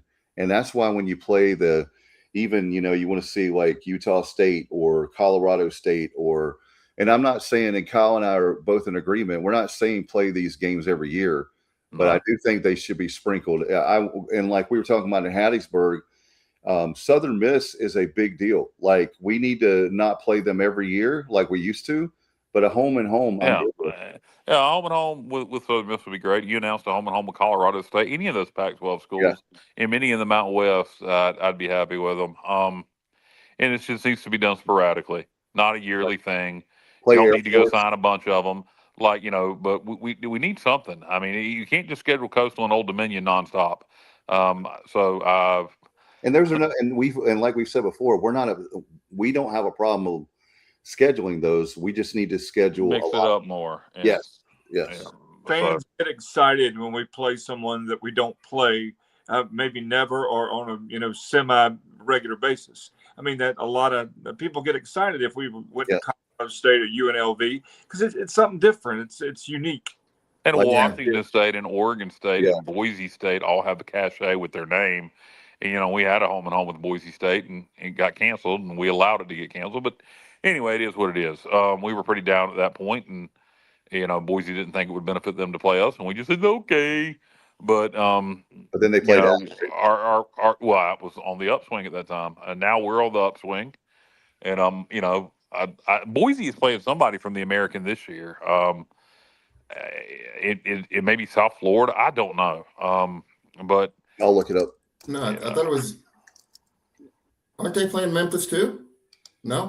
Are they playing Memphis also? You could be right. It may be Memphis. It may be. I'm looking it up right now for you guys. Okay. It may be Memphis playing at UNLV and at Boise. But, you're right, Johnny. Johnny is set. It's going to be at Boise on the second game of the. Let's see. Yeah, the second game of the season. That would have been September 12th. So are you telling me Memphis is going to play week 0 in Vegas, and then 2 weeks later they're going to go out to Boise? Wow. Interesting. I got the cash, Kyle. Because they're trying to. That's very smart. National exposure. Yeah. Bingo. Yeah. I don't know. We need to do more of that. I like Gilbert. He's very physically minded, very conservative from that aspect, but I think sometimes he doesn't think big enough. I think if let's take a survey and see how many fans. Man, maybe I'll put that up on our social media here in the coming days. How many fans would be interested in playing a Pac-12 or Mountain West school? And you list the schools and see what kind of reaction we get. Think about all the people, too. Do you remember, Kyle, when you were just talking about BYU? Do you remember we had a decent amount of fans that went to BYU? And BYU is a different animal. That's a big name. That's obviously, there's nobody – Boise would be the closest thing to that at the Pac-12 level now, along with the Washington State and Oregon State because of name recognition. So you're not going to create that kind of excitement. Maybe with Boise you would, but still, I do think there would be quite a bit of excitement for any of those Pac-12 schools and some of those Mountain West schools like UNLV. Yeah, no doubt. We're going to have. And by the way, I do want to, since we're talking college football, we mentioned. Sacramento State's moving up. They wanted to get in the Pac-12 or the Mountain West. Both told them no. When Northern Illinois left to go to the Mountain West, they are joining the MAC with the hope of turning that into an invitation to the Pac-12 or the Mountain West. So Sacramento State in the MAC, and then that's crazy. I didn't know that. North Dakota State joining the Mountain West, which makes sense actually. And I'm really anxious to see North Dakota State making their FBS debut with the amount of tradition and success they've had at the FCS level. how are they going to transition into playing in the Mountain West?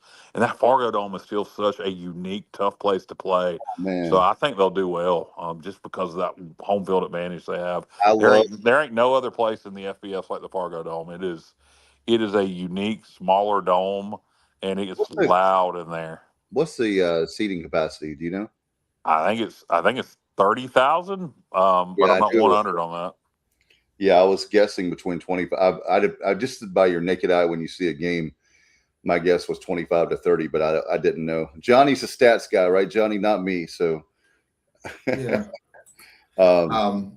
Actually, it's around 19,000. Wow. Kyle, do you think Boise State will remain a marquee name if they don't start winning some titles? That's a good question. It hasn't been that long since they won the Mountain West. Now they're going to Pac-12. It's a good question. I think they're spending money on the higher end of the group of 5 or group of 6 level. I think if they don't make the playoff, if they don't represent the Pac-12 in the college football playoff in the next 5-6 years, I think some of that cachet will go away. You can't stay relevant if you're not. So I don't know. I don't know. That's a good question. That's a good question. I don't know. My hunch is yes, but probably not to the level they were a decade ago. Guys, little breaking news. How about this? Louisville Kings advanced to the UFL title game. Steve Logan, nice coordinator. All right. Louisville beats St. Louis, so they're going to the championship game of the UFL with Steve Logan running the offense. That is outstanding. All right, Coach Logan there. Is that game next week? Is Skip Holt still the head coach of Birmingham, and is he playing Steve Logan? Oh, okay. They started really slow, but then they picked it up, and they beat a very good St. Louis team to have a chance to win a championship. How about that? That'll be an interesting when the Logan show returns in September or August, late August to 4-3. That'll be interesting. An interesting topic for sure. No doubt. I'm excited. I wish Kyle and I've talked about it, and I don't want to have a long discussion, but I still will never understand, Kyle, you and I, we've talked about it on the show in the past, why in the hell you wouldn't keep the USFL name. I love that name. I don't know. Stupidity. Hey, Alan, are you aware, is Michael Winstead still on? I assume he's still on that team. Isaiah Winstead? Yeah. Yeah, I believe so. Yeah, he was. I didn't watch much. I watched them play. They played the same team twice to start the season. Yeah. And I watched the second game, and he had a great game. Yeah. And I was hoping he was still on the roster and contributing. Yeah, they changed quarterbacks after about 3 games, and then they turned it completely around with a new quarterback. So yeah, man, how about that? That's pretty. That's cool. what a good offensive coordinator does. Pretty cool for don't you know, there'll be great stories on the Logan Zone. And I had this kid, and I told him, "You're not good enough even to be in the UFL." Yeah. I told him, I said you could throw a BB through a gnat's rear end or whatever. I love Logan, man. That to me, that's the best radio sports talk radio show on the terrestrial radio right now. I've said it. I know he doesn't want to do it, but if I were Henry, I would have him right after Dan Patrick on 94.3 The Game. And I know I'm not Hank or Henry, and the other thing is, I've said this before, and Kyle knows it. If I were Henry Hinton, I would have, even if Steve Logan is at the beach, I would have him do a post-game show that would be classic like no other. And I love everybody at the at Pirate Radio. I'm not trying to throw shade at them at all. But I if it were me, I would have somebody hosting. Well, Pirate Radio keeps losing everybody. They lost Holton now. I don't. Oh, really? Yeah. From what I understand, Holton. I hope I'm not speaking out of turn here, but I don't think Holton is still associated with them. Am I wrong on that? I don't know enough to comment, Kyle, but what I have noticed with Henry, and there's no mistaking those two are at war. Like there's no. It has been for years. Yeah. But with Henry, what I've noticed with 94.3 the game and all that is they're really, really stepping up their social media, trying to put stuff out there. Like Pirate Radio. Pirate Radio is just a machine when it comes to that. Yep. That is a strength. Pirate Radio's strength is social media. Yeah. They're very good at it. They jumped on it early too. They started, pushing social media really hard, 15 years ago. That's great forethought from that crowd, and that's really been one of the reasons I think Pirate Radio has been so successful is their there's no doubt their social media presence was huge for their success they've had over the years.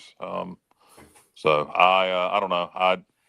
It is what it is. I come as far as our football coverage goes, I'll put our football coverage up against anybody's. I'm very surprised, and I've said it publicly many times, that Henry does not have a post-game show. He tried, and I named it and didn't get any credit for it. And in hindsight, I said some things off the air that I probably shouldn't have, and it hurt us long term because we were involved quite a bit with 94.3 at one point, and probably could have expanded that relationship. But me and my mouth, probably hurt that. And but they did initially try a no quarter post game show, which I named, and it unfortunately didn't take off. I don't think they had the right people doing it, had the right approach. They didn't take calls. That's half the battle. That's right there. And like I said, you got to have some consistency to anything you do like that. You got to have you're not doing the other, and you can't do it some games and not the other. And you got to take calls, and you got to let people say what they want to. And you need some characters and some personality. It can't be dry as I know. So and I think it is what it is. But fifth quarter calling shows a staple. I think we could do a really good post game show here with the podcast. But all of us are really, I'm locked in. I'm not normally in the mood to do a 1 hour show after the game. I want to give me a quick soundbite, say something, and get off the air and go either celebrate. There's no way, because I go to the games and then there's just not enough time to try to get home and and I'm either in celebration fired up mode or either I'm in fired up pissed off mode. Right. And once I get my soundbite done, I either want to go celebrate and watch more football, or either I want to, wash it out of my system and get ready for next week. Yeah. It's just hard to do it.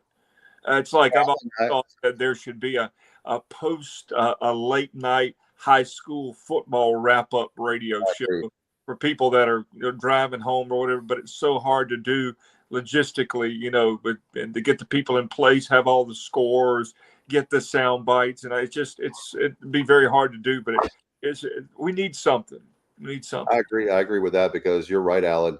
I was telling, I was trying to remember who I was telling, but recently I was talking about how you and I are like dinosaurs when it comes to doing high school radio. When it comes to football, high school football and radio, it's just not what it used to be. And so there are people that are like, it's funny because when we go to a away game, they're like, "Oh, you guys have radio?" Well, it's funny around here. It's still a big deal. It's a big deal for Pirate. With Conley, thank goodness. I'm happy to be a part of that. And then Henry does 3 or 4 different games on IBX on a Friday night. So the thing that's missing now, you don't hear it on the Wilson stations or the Rocky Mount station or the Tarboro like you used to.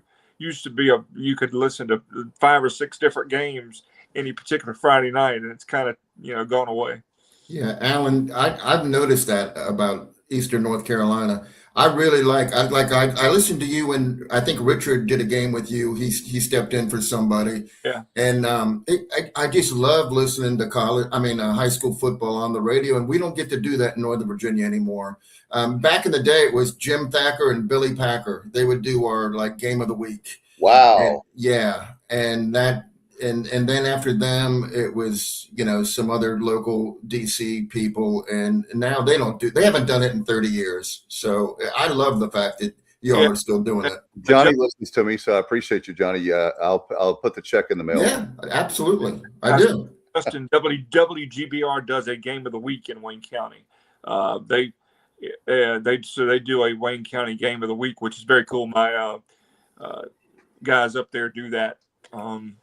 It just that used to be a huge moneymaker for local radio in the fall. When NASCAR was kicking, that was a big moneymaker to start the year when the advertising was slowing down. And then high school football in the fall was a huge moneymaker. Yeah. He says that A-Win, another $2. Thank you, A-Win, for support. What's he saying there? IBX versus Pirate Radio. Is a healthy competition. Yeah, definitely. There's quite a. I think we all kind of know the history of. Oh yeah, Troy and Henry and all that. Oh yeah. Yeah. And Troy's not involved, obviously, with Pirate Radio anymore, but it's still, that's the thing is that talking about the competition, competition or whatever. But one thing I wish I could do, it probably will never happen, not because of the two of us, but I would love Alan to be able to do a game with Alan. We've never, but because of we're always covering different teams, but you're always welcome on our broadcast, AV. Yeah, man, you guys, you and do a great job with Martin County, but you're right. You're somewhere and I'm somewhere else, for 10 weeks or 12 weeks, playoff time every Friday night. So yeah, I would love to be in the car with you and Richard, because two great guys, Pirate guys, two great guys that, like there's certain people, that you would have fun on a road trip. And then there's some that you're like, we're friends, but I don't want to get in the car with them, whether they can't drive. Steve Gilmore and I have ridden many of miles, and you and I love Steve Gilmore, Buddy Medlin and I and Richard. But Steve Gilmore, we love him, and I don't think he gets nearly enough credit for what he's done for high school athletics in Eastern North Carolina for a long time. He's a first-class individual. He really is. Yeah, he said, Dave, use y'all's bye week, but the bye week is not always going to be the same, Justin. So unless I haven't looked at y'all's schedule, and I'll have to look at ours, but it's always. Well, you wouldn't want the bye week to be the same. You would want one of you to be playing if you're going to do a game together. Yeah. Well, that's one. Yeah. What I'm saying is, if we could both, let me see if I can figure what he's saying there. If Conley is off, I can go, work with Dave, or if Martin County's off, Dave can come work with, and be a part of, a little bit of our broadcast as well. Dave kind of does his own thing there now. I'm working with Pirate Radio. Dave's an independent contractor. I'm not. That's true, and we're going to be doing. You'll be able to hear it here and listen to it. Anyway, you'll be able to hear football, basketball, and baseball for Martin County. So I can actually already announce that. So I'm very excited about that. Where we're going to be giving coverage to all three big sports. And Alan, hopefully we can have you help out with basketball. And speaking of Steve Gilmore, Steve Gilmore also. I enjoyed doing that, Dave. We did a lot of fun. We did the state championship game. We had some technical issues, but once we got those figured out, that was a lot of fun to do that. No doubt, for sure. And we'll have to get Kyle from LaGrange, because commentary, we can give him do some commentary at halftime. Or that would bring some ears. Kyle, stats, Robertson. Just let Kyle have a halftime rant about whatever he wants to talk about. Kyle, if there was a monitor, if there was a monitor to watch the game, I would love to call the game. But unfortunately, calling the game from the press box with my vision would not be very practical. But if there was a monitor, like you have in college and in pro, I'd love to call the game. Put you down on the sidelines, man. Yeah, let's go down to Kyle from LaGrange. Oh my goodness, he just tripped a player. I didn't like him. That's right. Woody Hayes. No, I'm kidding. Well, I'll tell you what, guys. By the way, very disappointed last night. I fell asleep in talking about NHL. I fell asleep, and you guys know I love my Canes. I was a little tired, and I made it to the blankety blank. I made it to the third period, and I fell asleep. And I woke up, and it was way after the game. I was so upset that we got home from we went to Bird's Nest listening room and saw Matt Mason over in Dunn. By the way, great venue. Check it out sometime if you love live music. Love independent country. Matt Mason was phenomenal. But anyway, we got home at the very end of the third period and then watched the 2 overtimes. Jessica stayed up and watched it with me, and unfortunately, God Almighty, trying to explain. I'm not a hockey expert by any Me means, neither. but I certainly have a grasp of knowledge of it, just from general sports knowledge, and trying to explain hockey to her last night and different what icing was, and I might as well have been trying to explain Chinese arithmetic to an orangutan. It was good Lord. But I did enjoy her staying up and watching both overtimes with me. Unfortunately, the Canes did not win.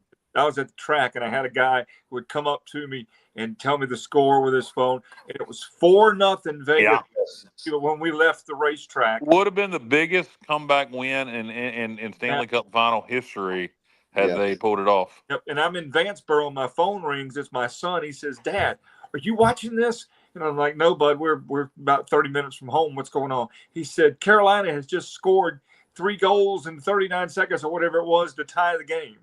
They cut it to 1 score, I think, during that 39-second period, and then they scored I could be wrong. I turned it on around the time they scored that 4th goal, which was like a minute and some change to go. But yeah, they scored quickly, and that was I saw the highlights. I tell you what, I missed that because, and I'll tell you, no, you didn't. You don't hate you missed it. They lost. Yeah, no, but I would have liked that game, but that makes it worse, Dave. You do all that and then lose. I mean, and the way they talk about heart-wrenching. Yeah, they got to win Tuesday night. They got to get the series back to 2-2. Yeah. But if it goes to 7, is Game 7 in Vegas or Raleigh? It goes back and forth. It'll be Raleigh. It'll be Game 7 will be in Raleigh. Yeah. So we played 2 in Raleigh. We played 2 in Vegas. Or we're going to play 2 in Vegas. So are the next 3. So if it goes 7 after these 2 in Vegas, are the final 3 in Raleigh? No, final 2. It's 1-1-1. Are you sure, Dave? It should be. Let's see. We'll go. Is the first 2 Raleigh? It's going to go Raleigh, Vegas. Isn't that right? So they did 2 in Raleigh. Now they're doing 2 in Vegas. No, I think it's. I think they do 3 in Vegas. It's 2 in Raleigh, 3 in Vegas, 2 in Raleigh. Okay. All right. Okay. Yeah. You know what? The Canes also that 1 goal that Vegas scored was because they had too many. The Canes had too many players on the ice. You just don't see that. That's not something they do. Yeah. And they just don't do that, and it cost them, and it ended up maybe being the difference in that game. I tell you one thing too, guys. We being the Carolina Hurricanes, we got some breaks too because they were the correct calls, but most of the time it would go against the Hurricanes. But they scored 2 goals that they waved off. It would have been 6-0. Yeah. But anyway, that game. The key is Tuesday. They can't get down 3-1. No. I mean, they can come back and win it, but boy, your back's against the wall. If you can make it 2 games, if you can get out of Vegas, even if it's 2-3, you got a shot. Yeah, you bring it back home and you can win it at home. Yeah, you cannot lose Tuesday night if you can. And Johnny, here's a stat for Johnny Robertson they put up. I thought about you, Johnny, when they the ABC crew, of course, is ESPN on ABC, but they said that Game 3, whoever wins Game 3 wins 77% of the time. So I hope that's wrong. Yeah, I hope that's wrong. Yeah, well, I mean, 23%. That means 23% of the time they don't. That's correct. So I hope they're wrong, and I hope we're part of that 23%. And I've said my prediction was we win it in 7, we win it at home. So not that I wanted to go 7, but at this point you might want it to. Yeah, exactly. But I predicted we won it in 7 in 2006 against Edmonton. I'll tell you what, I do feel like that the whole state, at least east of Raleigh, is jumping on board big time this year. I see Kane stuff everywhere. I think, like I told Jessica last night, it's hard to believe, but next year's going to be 30 years they've been in North Carolina, 97. Yeah, that is hard to believe. And so, I'm 45 years old, so it's the majority of my life they've been in North Carolina. Yeah. So, and you got people now that are in their 30s that don't know any life. They don't know North Carolina without the Hurricanes. Right. And let's face it, the Hurricanes have been so good all year. If they don't win, if it's going to be a huge disappointment. Yeah, but I think it's like I say, it is interesting that people like me, who I'm not a hockey guy, I don't normally follow it, but I've jumped on board this year, and it feels like there is some ownership. They've been around so long, they feel like they feel like they're our team, as in this state. I don't know, like I don't think people out in Charlotte in that area jump on board with anything around Raleigh, but I do think Raleigh East is really the Triangle East is. I don't know how Greensboro, Charlotte, and all that area is. Any of our listeners out that way? Any Canes fans? How's Canes? How's it going out that way with people following it? But I do think from Raleigh, I went to Matt Mason concert last night. First thing when I walk in, I see a girl wearing a Carolina Hurricanes jersey. Yep. So I mean, it's and that's and done. Several so I guess back last night wearing Carolina Hurricanes gear at the race. Yeah. Yeah. So that's what I mean. I think east of Raleigh's really, from the Triangle East, I think is really embracing it. You have Greensboro has a farm team and for the Hurricanes, and Charlotte the Checkers as well. So I think there's Greensboro and Charlotte do have hockey, and I do think it's now. I don't know about like past Charlotte, like the mountains. I don't know how well but I think Charlotte and Greensboro, the metropolitan area, is because we have people that are from the north. And they love hockey. I think there's even at least casual fans. I still would venture to bet you that outside of the Triangle, the East is probably their biggest fan base. I know, like growing up, even the early days of the Canes, there are people like down in Wilmington that drive back and forth for the season tickets. So you're right there. The Southeast definitely.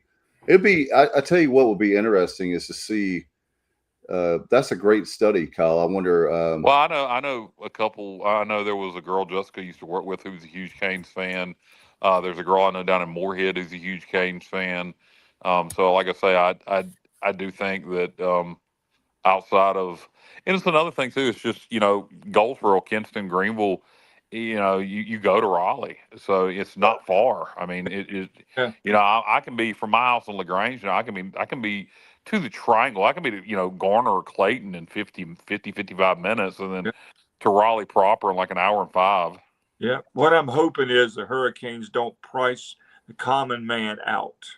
By the way, the Attorney General is looking into that because of, the guys, I know it was 20 years ago, but the top seat for the 300, not the top seat, but the 300 level used to be $30 for nosebleeds, right? And then for the actual Stanley Cup, I paid $100, and I didn't mind paying $100 because I was there at game 1.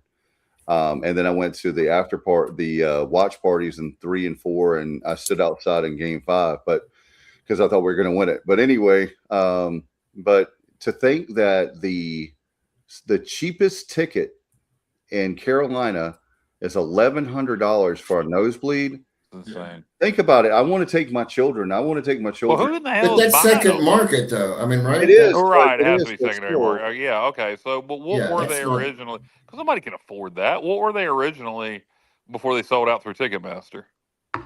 That's a good question. I haven't heard that. Thursday night regular season game against a bottom feeding team would be. I haven't looked at the regular season prices, but yeah, they're reasonable. You can take your kid. Like I'm going to definitely take them. I've been saying that for 2 or 3 years, and they've been asking me.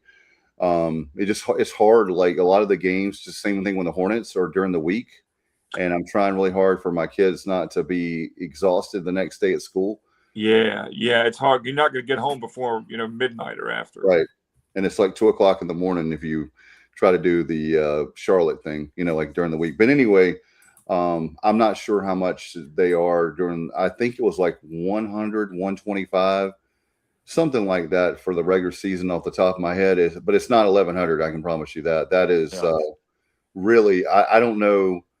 That's the thing is that they need to be careful on that because your fan base. Well, a lot of us would love.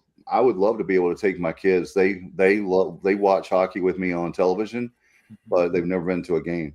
Yep, and I don't know. I mean, I don't think any of us are independently wealthy, but I can't do about $1,200 for a hockey ticket. Yes, No, and that wouldn't be regular season. Alan, if you're a rich secondary DJ. market.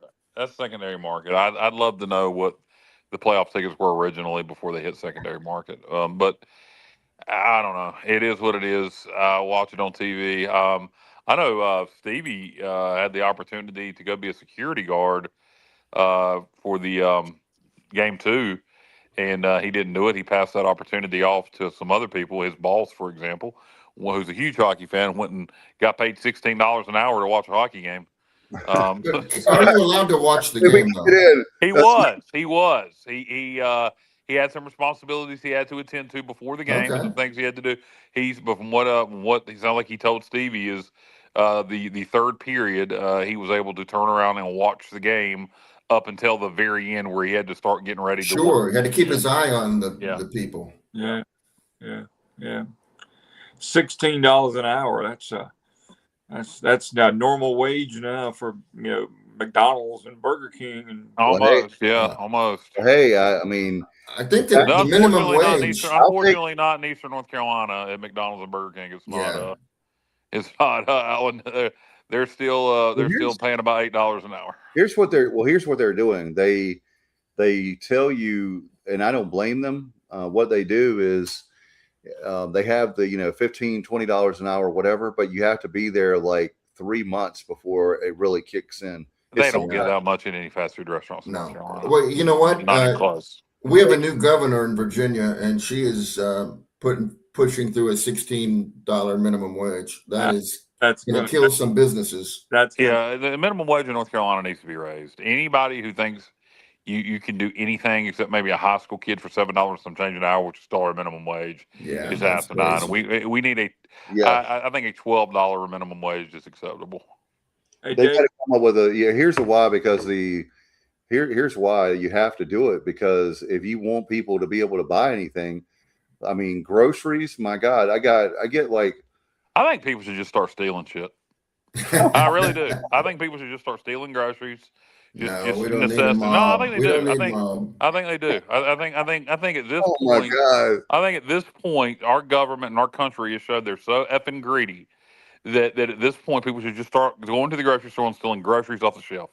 Dave, that wouldn't help you and I at all. Well, actually, we're doing it too. I'm saying everybody. I mean, me, you, Dave, Alan. I mean, all God's children that live in the United States should just start stealing shit. Well, hey, guys, particularly the biggest name brands, just Nestle, Coke. Just steal their shit. Just start stealing it. Hey, guess what? I just lost my job, so maybe I need to go to a soup kitchen. Wednesday because I stole a 46-cent pack of orange Kool-Aid.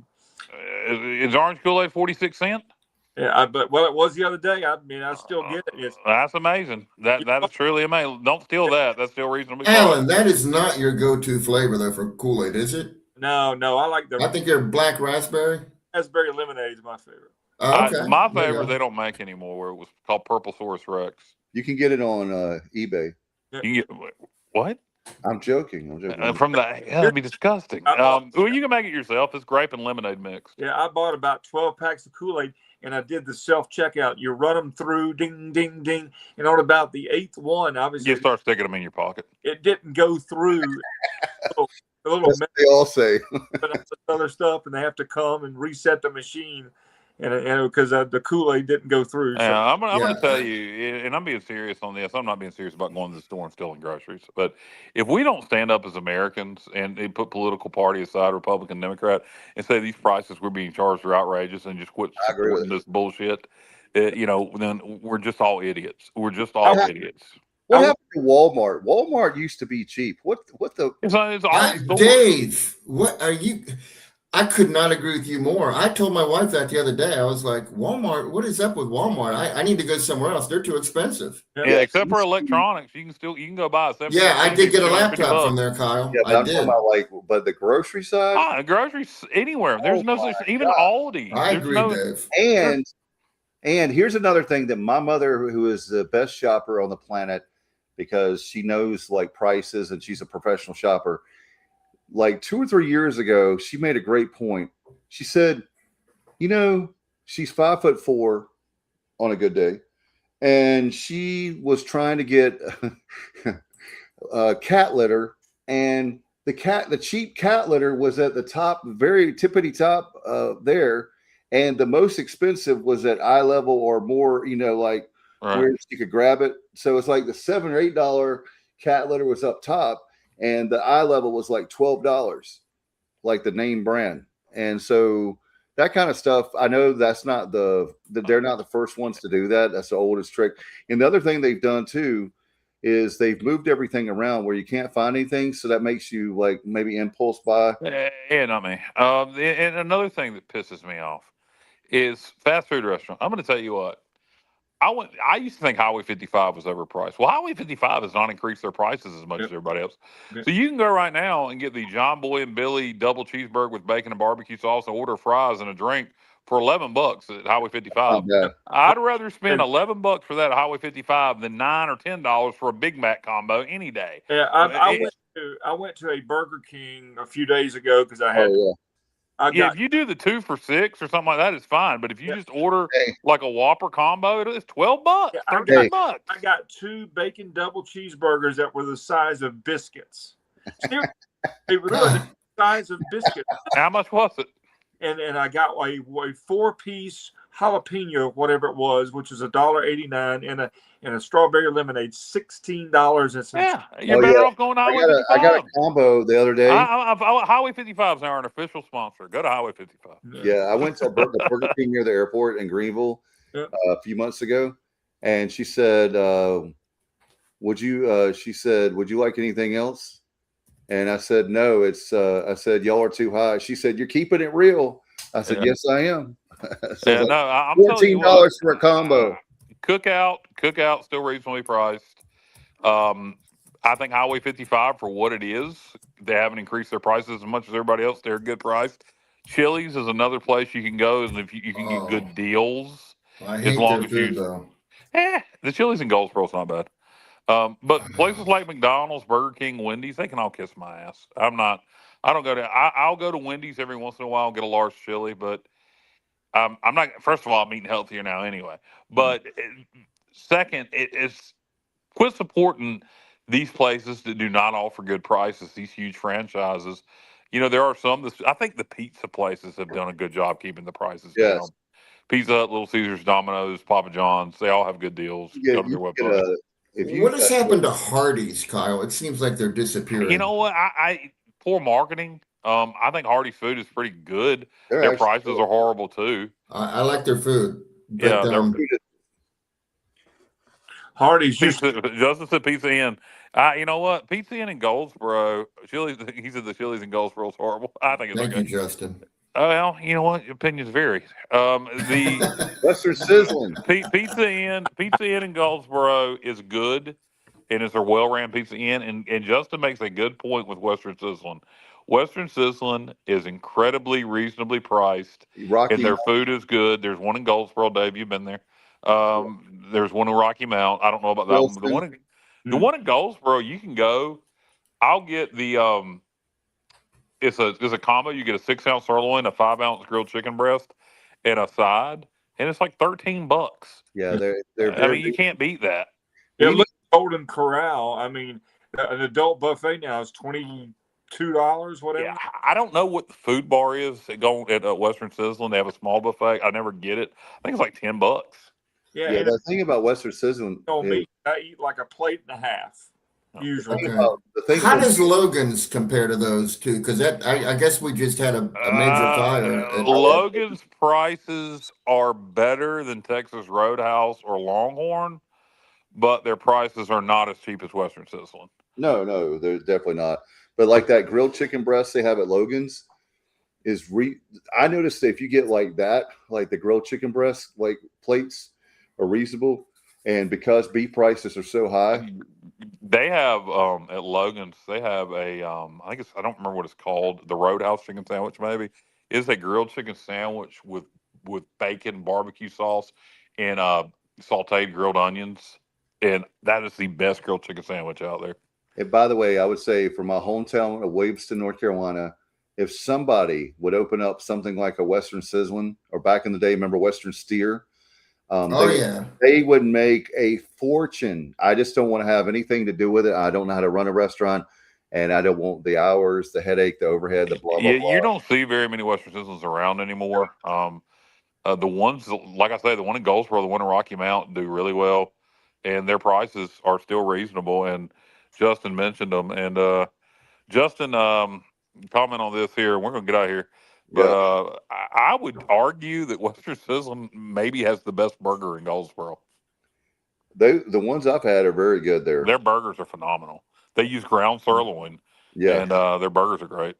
Hey, Kyle. They have a mascot in the old cow is still my favorite. The old JR, what was your question? I was gonna say, Awin is a good supporter of the show, and he's excited. They're going to be getting a cookout in Clearwater. Oh, really? Okay, they got good prices, dude. It's not going to. I mean, I'm sure you've had it. You've been to North Carolina. I'm probably not telling you anything you don't know, but I think their prices are good. Their food is good for fast food. Some people rave about it. I think you're out of your mind if you rave about Cookout, but I do think their food's good for their price. I like their onion rings. I'll tell you what. What were you going to say about it, JR? No, I was just going to ask you to tell Awin what he could expect when they open it up. You can do the combos, the trays is what they're called. I figure Awin's being a pirate is familiar with it, but you get your trays. So you like a big double tray as a double cheeseburger. You choose how you want it topped, and you choose two sides. And that's what's fun about Cookout is you get two sides of those trays, and they're reasonably priced. And your sides you get to choose from are fries, Cajun fries, onion rings, a corn dog, chicken nuggets, chicken quesadilla, walking taco. Last night we went to Cookout and Dunn. I got a grilled chicken sandwich and 2 grilled chicken quesadillas as my sides. And what's the sauce they give you? The dipping sauce? There's a Cookout sauce. Yeah, that's probably what you're talking about. Polynesian sauce. Polynesian sauce. You're at Chick-fil-A. What is the name of the sauce? Is like the Polynesian? I didn't know they had one that was like a Polynesian there. Like it's got a little kick to it. Their Cookout sauce is what I think you're talking about. Kick, yeah. I can't think of the name. I'll have to. And about 40 flavors of milkshakes, Awin. They have I love a chocolate chip milkshake, but you have to do it with a spoon because you can't suck it through a straw. Yeah, I'm a dip ice cream shake guy. So if I want a chocolate shake, I want it made with chocolate dip ice cream. I'm not a big soft serve, add syrupy. And so if I'm going to go to Cookout and get a shake, it is probably going to be a coffee shake, add Oreo. So a coffee shake with Oreo. And then they have seasonal shakes. The watermelon shake is loved there, and that'll be available in July and August. Yeah. By the way, I'm a huge fan. I know we talked about this of Smithville's Chicken and Barbecue, and being that a chain. Speaking of a chain, being that's a chain, I love their what is this? The snack pack, and you get like a few of the. It's like a really big chicken tender. And they Where have you at? Smithville's Chicken and Barbecue. Oh, their chicken tenders are the size of your friggin' head. Yeah, I love them. They have huge chicken tenders. Yeah, you can get 3 chicken tenders and an order of fries. They're little chickens in that, and you hear 3 chicken tenders, and you're like, eh? But 3 chicken tenders and an order of fries. Is it 3 or 2 that's in that snack pack, Dave? 3. Yeah, it's plenty. It's plenty. Speaking of chicken, I had some of the best fried chicken ever I'd never had. A friend of mine just celebrated his birthday. We had Carly C's. Oh yeah. From Chakawinity or Gramsland. Oh my gosh, that was. Wait a minute, Carly C's a grocery store. Yeah, but they have. You go in there, you smell that chicken right off the bat. They have it. Yeah, that's a chain. That's not just one location. There's Carly C's all over North Carolina. That was in Chakawinity. I think it's part of the IGA over there. I believe that's correct. It is absolutely. They're IGAs that are owned by. But I think the closest one is Gramsland, right? I had no idea there was one in Gramsland. There's one in Goldsboro. There's one in Dunn. They're typically in that little area from Goldsboro, Dunn, Smithville. They're in that little. I didn't know there was one out in Gramsland. Yeah, the one in Chakawinity. We got for about 15 people, and it was outstanding. I know. Justin, how's the chicken at the one in Goldsboro? I've never thought about going to Carly C's for fried chicken. Yeah. They have. That's a good call, Alan. Curly. We got a box, and it was literally a great big box of chicken of the variety. I think now we spent $89 on chicken, but there was okay, all right. Now I'm gonna go try this damn chicken at Carly C's that Justin says is amazing, and Alan Vick says is amazing. Yeah. And if it's not amazing, I'm whipping both your asses. Okay. It's an upgrade from Boston Market. Are you a leg man, Kyle? Are you a drumstick guy? I am a I love chicken it. wing and breast guy. I love wings and breast. We I mean, know that. I eat a drumstick. I'll eat any damn part of the chicken, We already knew including the that, liver, including the liver. But in fact, liver may be my favorite part. But Oh God, can't do that. I love it. Can't do that. But the chicken leg, the drumstick, and because the crust is so good. Yeah, the fried. I've had it like twice. It's been a Check minute. out Curly C's. You'll be glad you did. All right, I'll do it. Kyle, do you remember growing up? You don't like it. Yeah, we're going to a Warbirds game, and Kyle's going to get to go to what is that? Gizzards and Yeah, the livers and gizzard store. I'm we looking have, forward to that. by the way, guys, we have a big the Alumni Association for ECU. We've got a big event. I think it's the Friday night, the 19th. I'll double check on that. June the 19th, I believe it is. But if anybody wants, I'm on the Zep bound now, so I probably can't do it right now. But once I lose the weight, whenever I get off the Zep bound, I got to keep eating healthier. The weight will come back once I lose it. But I will challenge anyone to a fried chicken liver eating contest. Oh man, you'll win. I love it. No, depends on whoever's going to accept that challenge. Love fried chicken livers like I do. I'll take you on, Kyle. You know that I love. Dave, are you a big fried chicken liver fan? Yes, sir. Oh, really? Back in the day, KFC. That surprises me, actually. Yeah, remember KFC? It used to have. Yeah, them. they used to have them. Yeah, that's where I used to eat them the most. Yeah, my mom used to make Parker's. them. Doesn't Parker's have chicken liver? They do. It's been a long time since I've had them. You can get them in Williamson. I know they're closing, but as far as I know, they're still open. Help me out. They're on the corner there of 17. Shamrock, yeah, okay. Yeah, they I know they're closing, but they're still open. I didn't know that. I heard they were selling. They're selling it, but it's not because of. To let y'all know, yes, normally that would be closing, but the problem, what it is a matter of they have a really good business, but the problem is they don't want to be in business like running a restaurant. But if you're looking to buy a restaurant that does very well, and for many times, I'm not a broker. I don't get paid one. I was getting ready to say penny, but they don't make pennies anymore. One nickel. Yeah, they do well. Yeah, Johnny Bryant and I ate a lot of Shamrock over the years. But they do have chicken livers, and I forgot about it. They're pretty solid. Yeah, I'll have to do that. Yeah, I'm a huge fan of chicken livers, so I'll take you on, Kyle. Do you eat them? Do you eat them plain? Do you eat them with Texas Pete? Do you eat them with ketchup? How do you eat them? I eat them. I can eat them plain, definitely, but I could definitely put on ketchup, or I love Texas Pete. Yeah, I'm the same way. I'll eat them plain or with Texas Pete or we ketchup. need to fill Kyle up on chicken livers during our 90s country challenge. Oh, Jesus. There you go. That's got to happen, by the way. Sometimes they run through me. There you go. Oh, Lord. Well, that's how Alan Biggs could have win. He's like, hey, again, I'm on the Zep bound, so my quota of chicken livers would probably be like 4 or 5, and I'd be done. I was wondering why Alan said that, but that's because he's going to tap out and he's going to give up, and you're going to win. Come on, man. You Johnny's going to play a tune, and all you'll hear is on the other end. Oh my God! I want to, guys. I got to retire, like tennis. Yeah. Hey Kyle, somebody's texting me. They want to know why Sonic is not mentioned when you're talking about milkshakes and hamburgers and stuff. How do they compare? How does Sonic compare to Cookout? I think if we lived in a strong Sonic territory like Oklahoma, or just I don't think the Sonic and Goldsboro's ran very well, and I don't never eat the one in Greenville. What happened in Williamston? They were packed, but they had bad management twice. The milkshakes, Sonic milkshakes, I would say are on par with Cookout's milkshakes. Not as big a variety. I don't think their burgers are as good. And I used to love Sonic's onion rings with barbecue sauce. But I would I don't know. I would say Sonic's a notch below these days of Cookout. But I used to love Sonic. In the 90s and early 2000s, Sonic was great. I used to.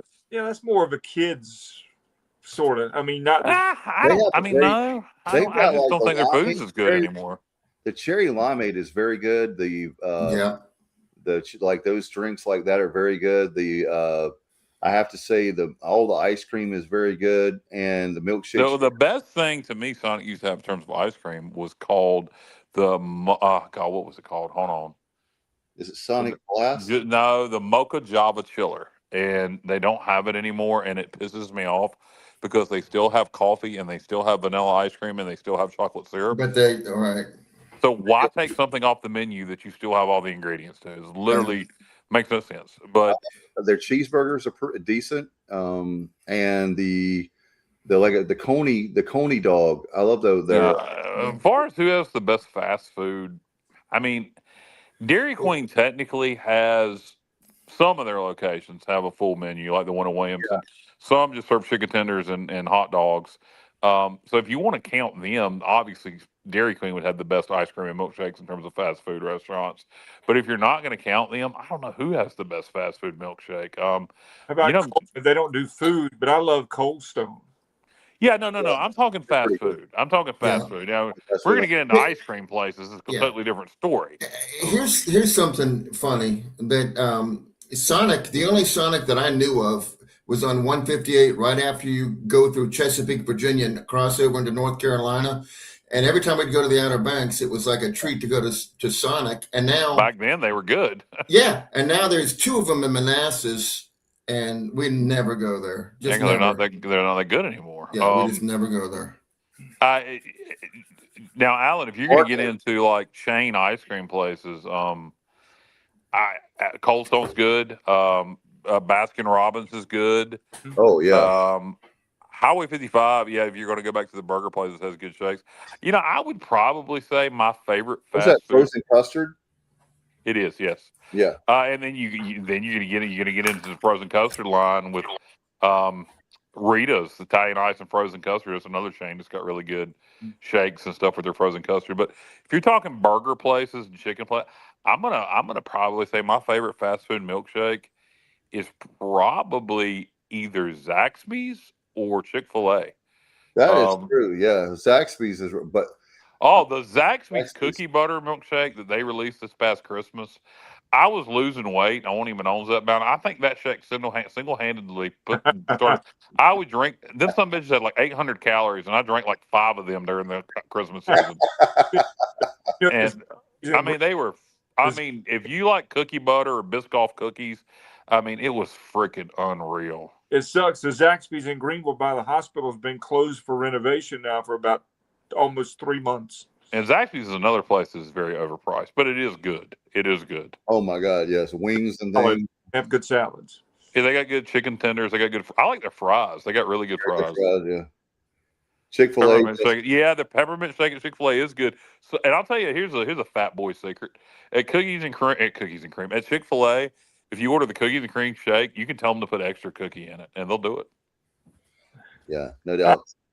All right, guys, we're at about 2 hours and 22 minutes. We're okay. So what do you want to talk about for the next hour and a half?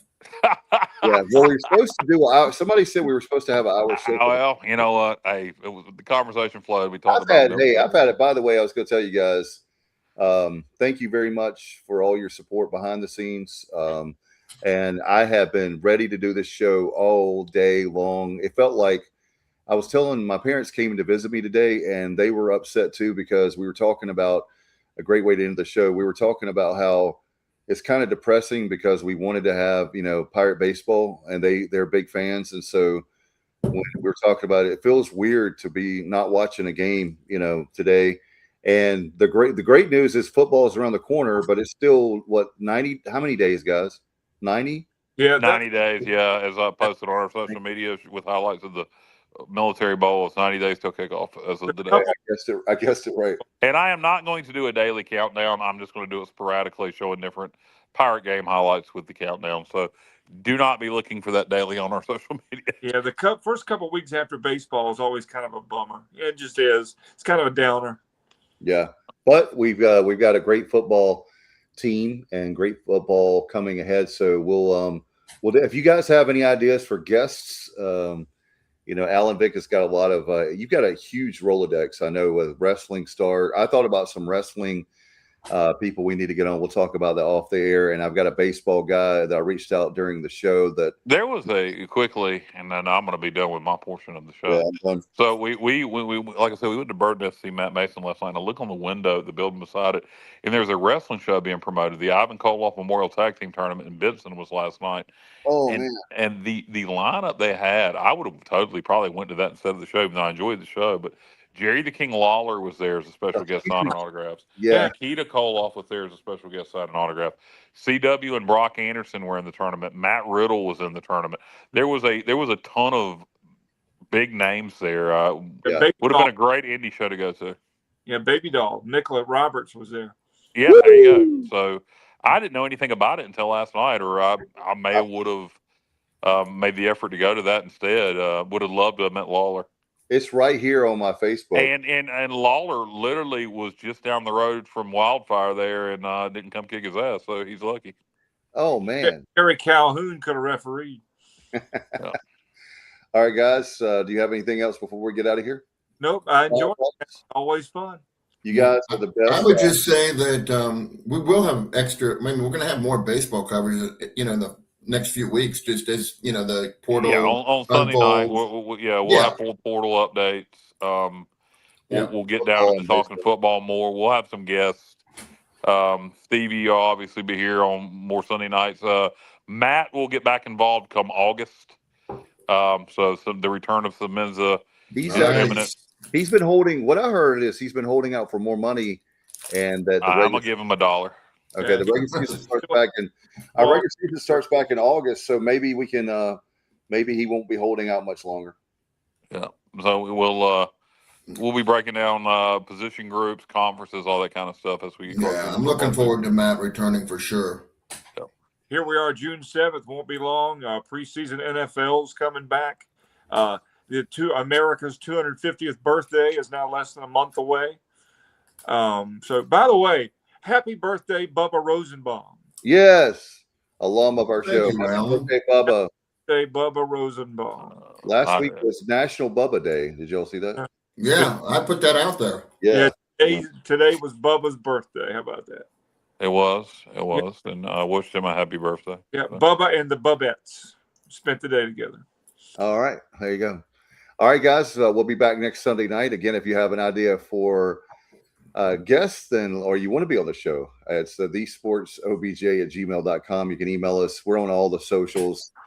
Check this out. Spread the word. Spread the love. Like our show. Subscribe on, obviously, YouTube. You can like our Facebook and much more. And so you can also follow us on Twitter, Instagram. We're everywhere. So find us and we're on every podcast platform available. Until next time, you've been watching and listening to TSO Sunday Night. Good night, everybody. Go Pirates.